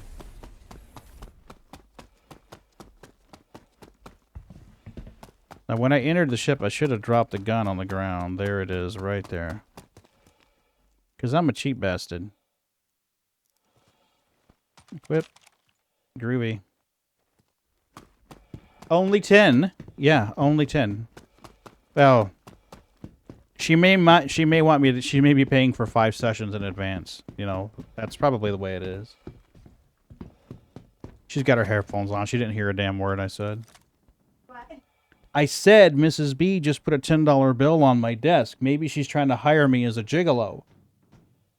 And they said only 10. And I said she may be trying to pay for 5 sessions in advance. Yeah, services rendered. Absolutely. Satisfaction guaranteed, buddy, or your $10 back. Yeah, I mean, you know, $10 bucks is $10, right? $10 is $10. You're absolutely right. Yeah, that right. What, dear? I said if you were that cheap, that was pretty bad. I don't think we would have gotten married if I was that bad in bed. Yeah, I know. She'd have been like, no, we can be friends. I don't know. You got a cushy job? Right? You know? Yeah, it could be. I could be your sugar daddy. Yep. Economic stability, my friend. Right? They got to have that security. That's what I used to tell my friend. When my friend would get a new girlfriend, I'd make a joke about it, and I'd be like, hey, you want to go out sometime? Curtis won't mind. They're like, what? I'm like, yeah. And then Curtis is like, yeah, he's the best 3 inches in 30 seconds you'll ever have.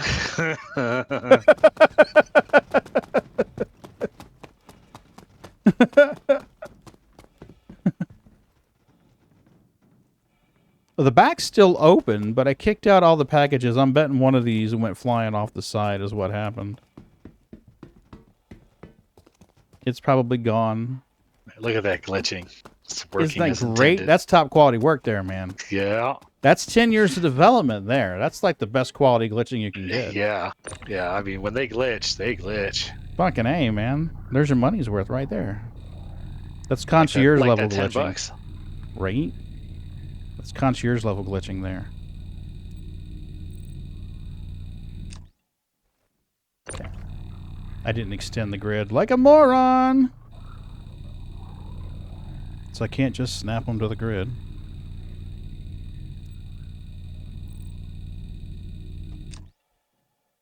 Right? Now it stopped moving. Sure as I go near it, though, it'll start bouncing around again.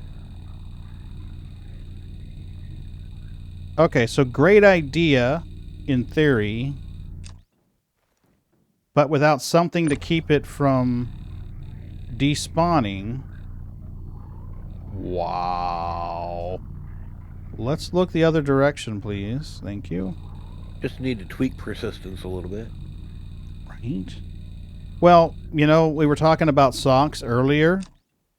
Nate, there's a prime example of it. I left the area, it despawned it, loaded into or unloaded it from memory, wrote it to the database. When I got back into the area, loaded it back out. Unfortunately, the ship didn't stay on the pad in the process. So there's an example of socks in action. And this is an example of me getting the fuck away from it.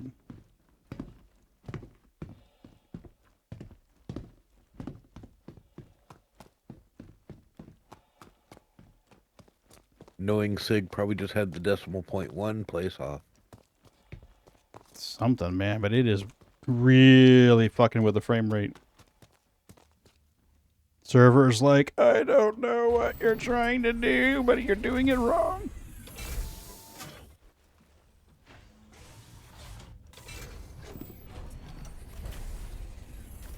Right, somewhere in here is a button that says extend.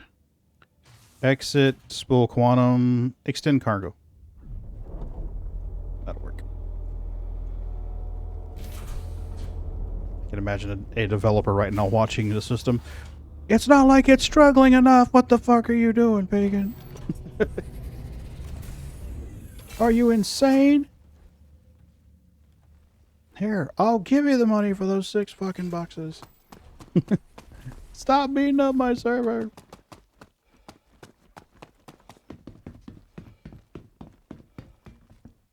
Oh, wait. What the fuck? It didn't extend the thingies. Look at that crap. Yeah.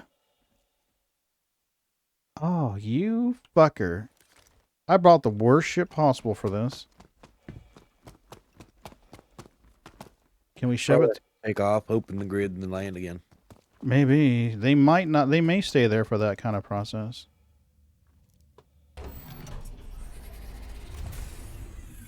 She's definitely not happy. Sliver, I don't know. Honestly, I mean, I didn't take any fire. I'm thinking it may be misappropriated damage from the other ship, because the other ship clipped through the hangar over there, or not the hangar. The Now, I will admit, I really don't know squat about the whole series at all. But I could have sworn I'd heard something about issues with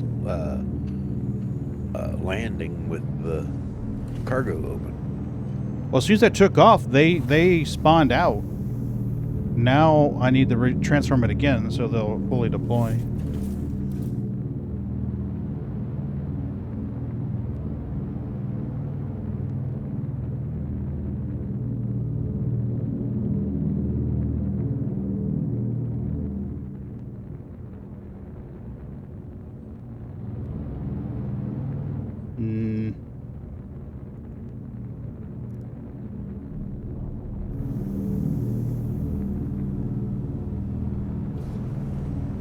Deploy the spindle.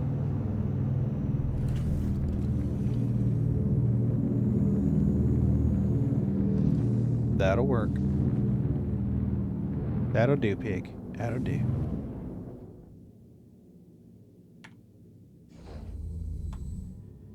That'll do. You know, because, 5 or 6 boxes of RMC is definitely worth all this much trouble.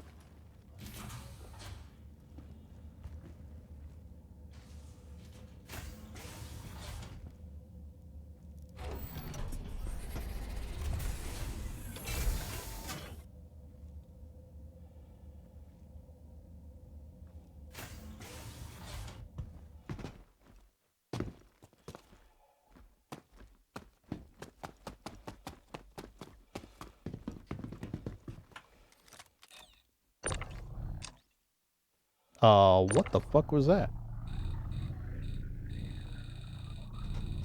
Gimme. You.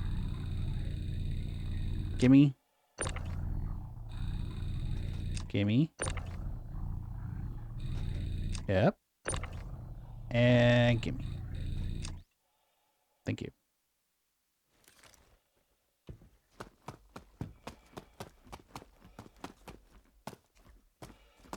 Now we're gonna get out of here.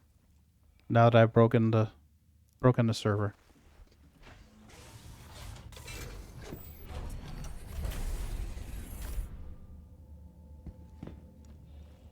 Time to vacate.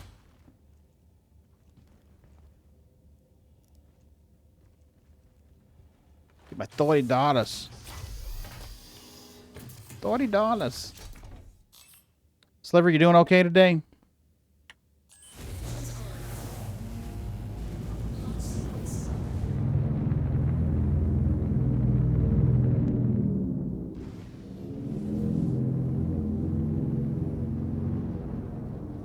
Yeah, I don't see the other boxes.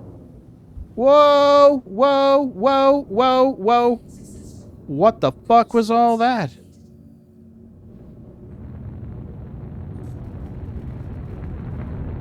Ooh! Just finished fooding? Awesome.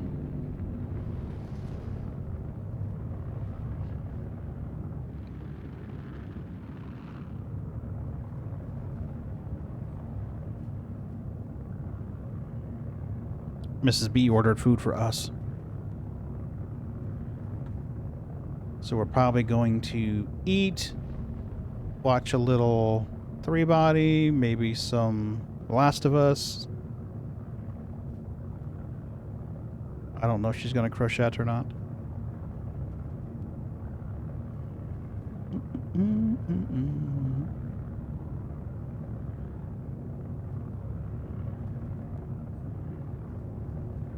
She's really, really sluggish in Atmo. Hey, it is beat all to hell. Look at that crap.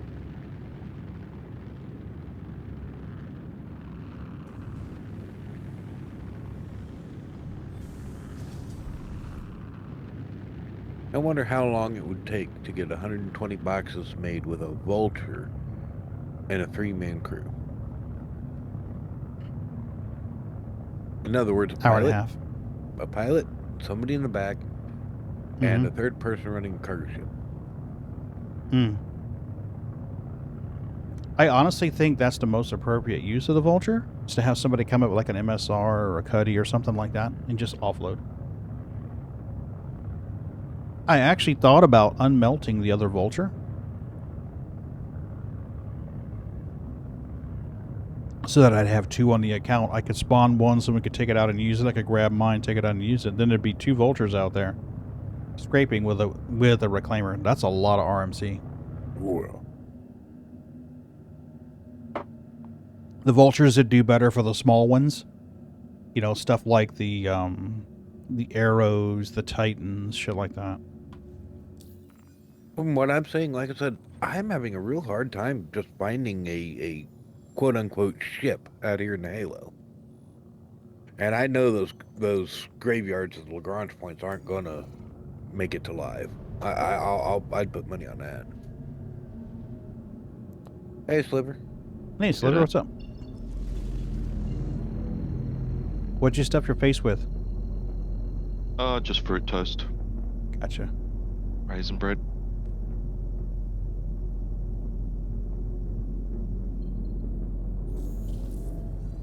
Breakfast of champions. Mm-hmm.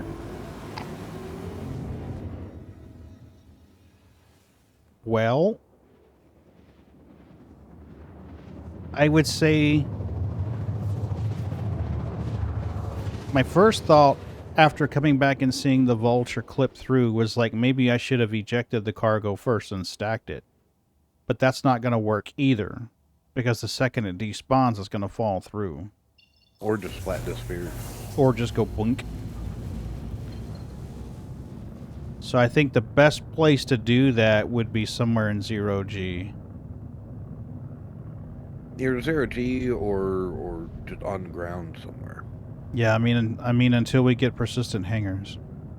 Like maybe someplace like just outside of Lorville at a marked location you knew you could make it to.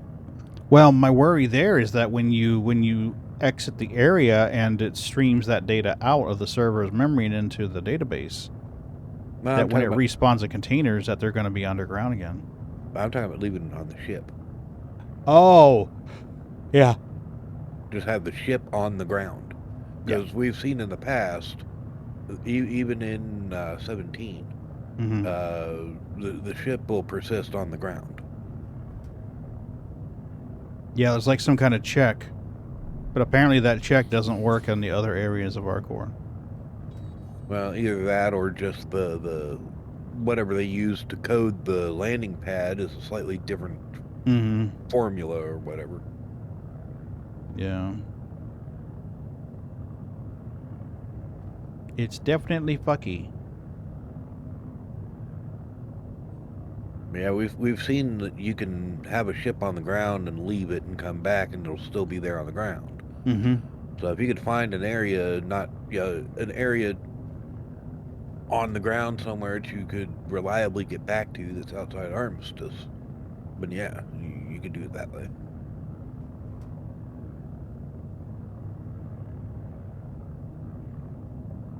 I think the optimal solution is to have somebody come up with like an MSR and make their rounds. Okay. Pagan's over here, and we go grab his 12 or 14. So-and-so's over here, and we go grab his 12 or 14, and then go sell them. Or if you just got the 2 or 3 man crew, just have them sit back to back. Yeah. And then while the cargo ship is gone, whoever's in the back of the Vulture can just stack them on the cargo grid till the cargo ship gets back. Yeah. Yeah, because it won't matter if they're off the grid as long as they don't fall out of the ship. You're golden. Yep. Well, and hopefully your cargo ship will get there, sell, and get back to you before you filled your cargo grid anyway. Yeah. I would think. I mean, yeah, 12 boxes ain't much, but it still takes a minute or 2 to fill it. Well, it'd be twice as long in the Vulture than it is in the Reclaimer. So the Reclaimer can get 12 boxes pretty quick, because the other night when you were doing it, when you were scraping and I was stacking, it wasn't having to dick around very much on the cargo grid before you had another box coming out of the machine. Yeah. Well, one, we were using the salvage pieces, not a ship. Yeah. And yeah, we do know that the Reclaimer's supposed to scrub faster, but yeah. Well, you said, I think they're playing around with that without telling us all the time. I keep getting a warning message. Warning! Warning! Warning!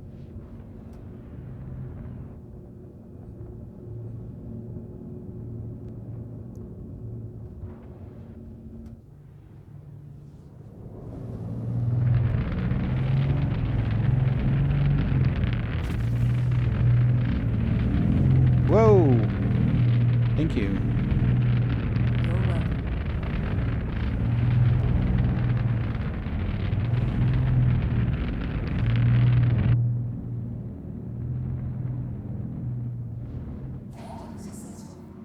It's not a collision, it's a landing.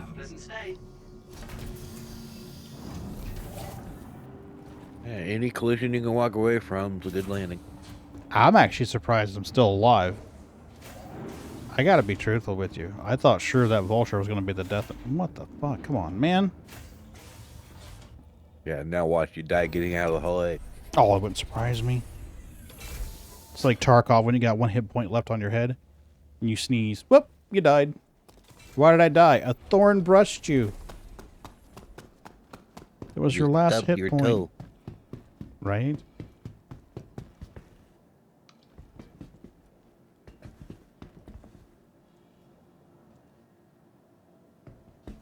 Food should be here soon. The call elevator button pinched your finger.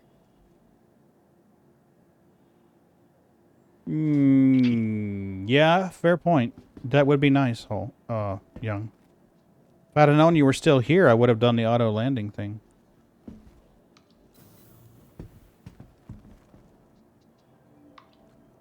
thought you were being a good boy and doing your schoolwork.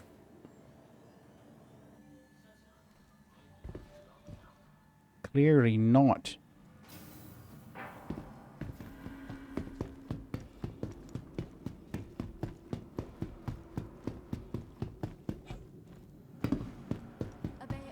Oh shit, I've got that gun in there. Oh well. Welcome to the ASOP It's the vehicle retrieval PTU. system. Doesn't matter. Hole A, store. Please visit us again.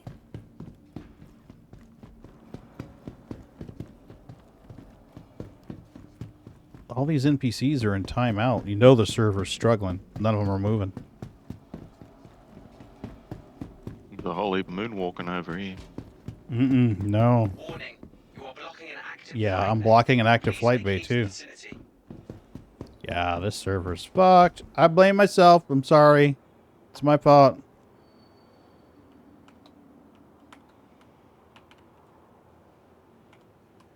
Mistakes were made. Right.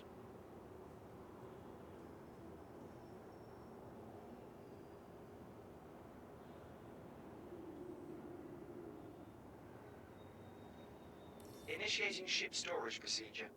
For your safety, please vacate the area. Thank you for your cooperation. What? What the hell did I miss in global chat? Initiating ship storage procedure. The U.S. server, For your Lord safety, only please knows what's vacate going to the be in area. that global. Thank you for your Right? cooperation.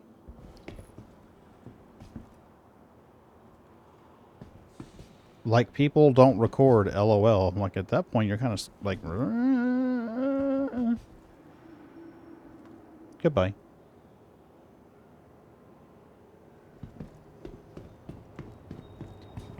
Alright, folks. To answer everyone's question, when is 318 coming to live? My best approximation is when these ships are no longer flying around on their ass. Ooh, I want that to stay.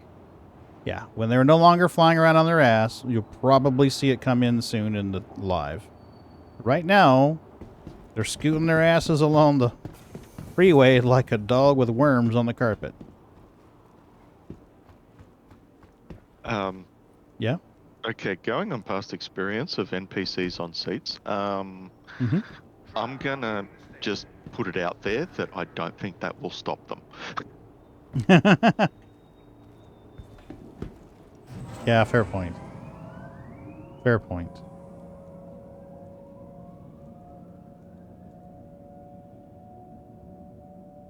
That could be the T-posing of the next year or two.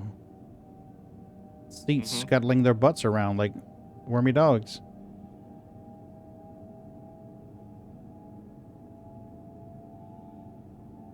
It does make it easier to make them out. It does make it easier to see them, though. I will say that. Needs your help going up against Xenothreat.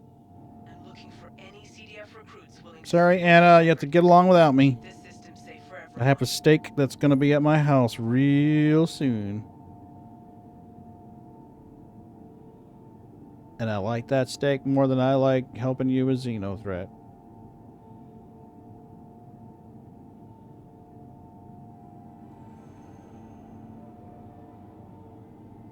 Egg. I know, right? Medium steak and mashed potatoes and garlicky green beans. Nummy nummies in my tummy.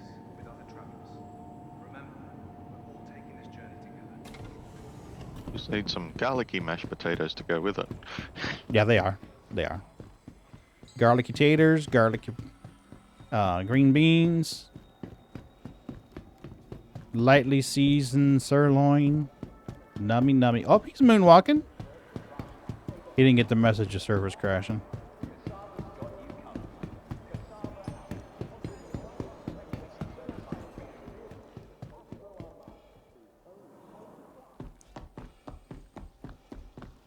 Now, had I been out in the wild scraping and not streaming and looking for content, I definitely would not have done that. I would have been like, nope, we're done.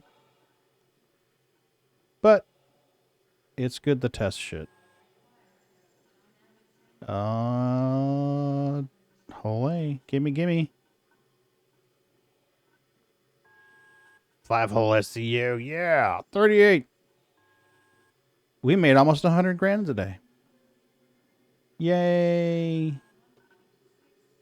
We are rich. They will buy distilled spirits.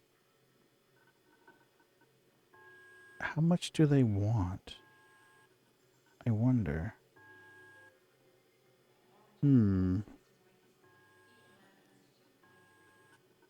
It's not really telling us. They'll buy stems. Oh, shit. I may try a stems run. Do it. Not tonight, obviously, but sometime later. How much per unit was stems? Stems. $3.79 a unit. Ooh. Processed or distilled spirits is better. But if I went over there and loaded up an MSR with medical supplies, distilled spirits, and stems, I could probably empty it here. I don't remember where to get revenant tree pollen. I have to look it up on Galog. Where do we get revenant tree pollen, Galog? Educate me, you who are wise in the ways of science. Revenant tree? Yeah, right? Revenant tree pollen. Okay, when was this last updated? 3.17 live. Let's make this bigger. I'm old and my eyeballs hurt. Okay, 3.17.0 live, Galette Family Farms. We can buy for 132. And what are they buying them? Whoopsie, hello. How much are they buying them for here? 168. That's not too shabby. That's not too shabby at all. So, Galette Family Farms, and I believe I can get booze there, too. Yep. I can get Revenant Tree Pollen and booze there.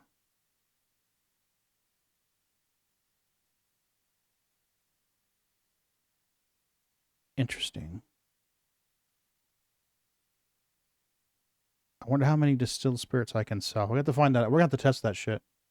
Not tonight, but we will test that shit. Might be able to make some decent money as a vice runner. Not going to say great money. Not salvage money, but some money. Well, it depends on what they've got available. True. True. Because we can empty them. Oh, yeah. Oh, yeah. With a C2, you can definitely empty them. A C2? What do you mean A C2? I don't know how many you've got. I've got access to 2. You can definitely move some C2. I'm sorry? I'm not sure. I'll have to look. Yeah. I know Ron's got a C2 as a loner. I've got 2 C2s. Majestic's got a C2. I've got an A2 and a C2, and I think I've got a loner as well. Yep. Dinner's here. Awesome. Okay, peeps. I'm out of here. I'm going to eat some foods. I'm starving. I'm hungry. Who are we going to rate out? Best I got's a raft. That's a raft? Best ship in the game, baby. That's all right. Yeah, got one of them. Yeah. I love my raft. Okay, let's see. Is there someone on playing? There's someone on. Whoa. Let's playing. Mute. Thank you. Okay. Star Citizen. Who is this guy?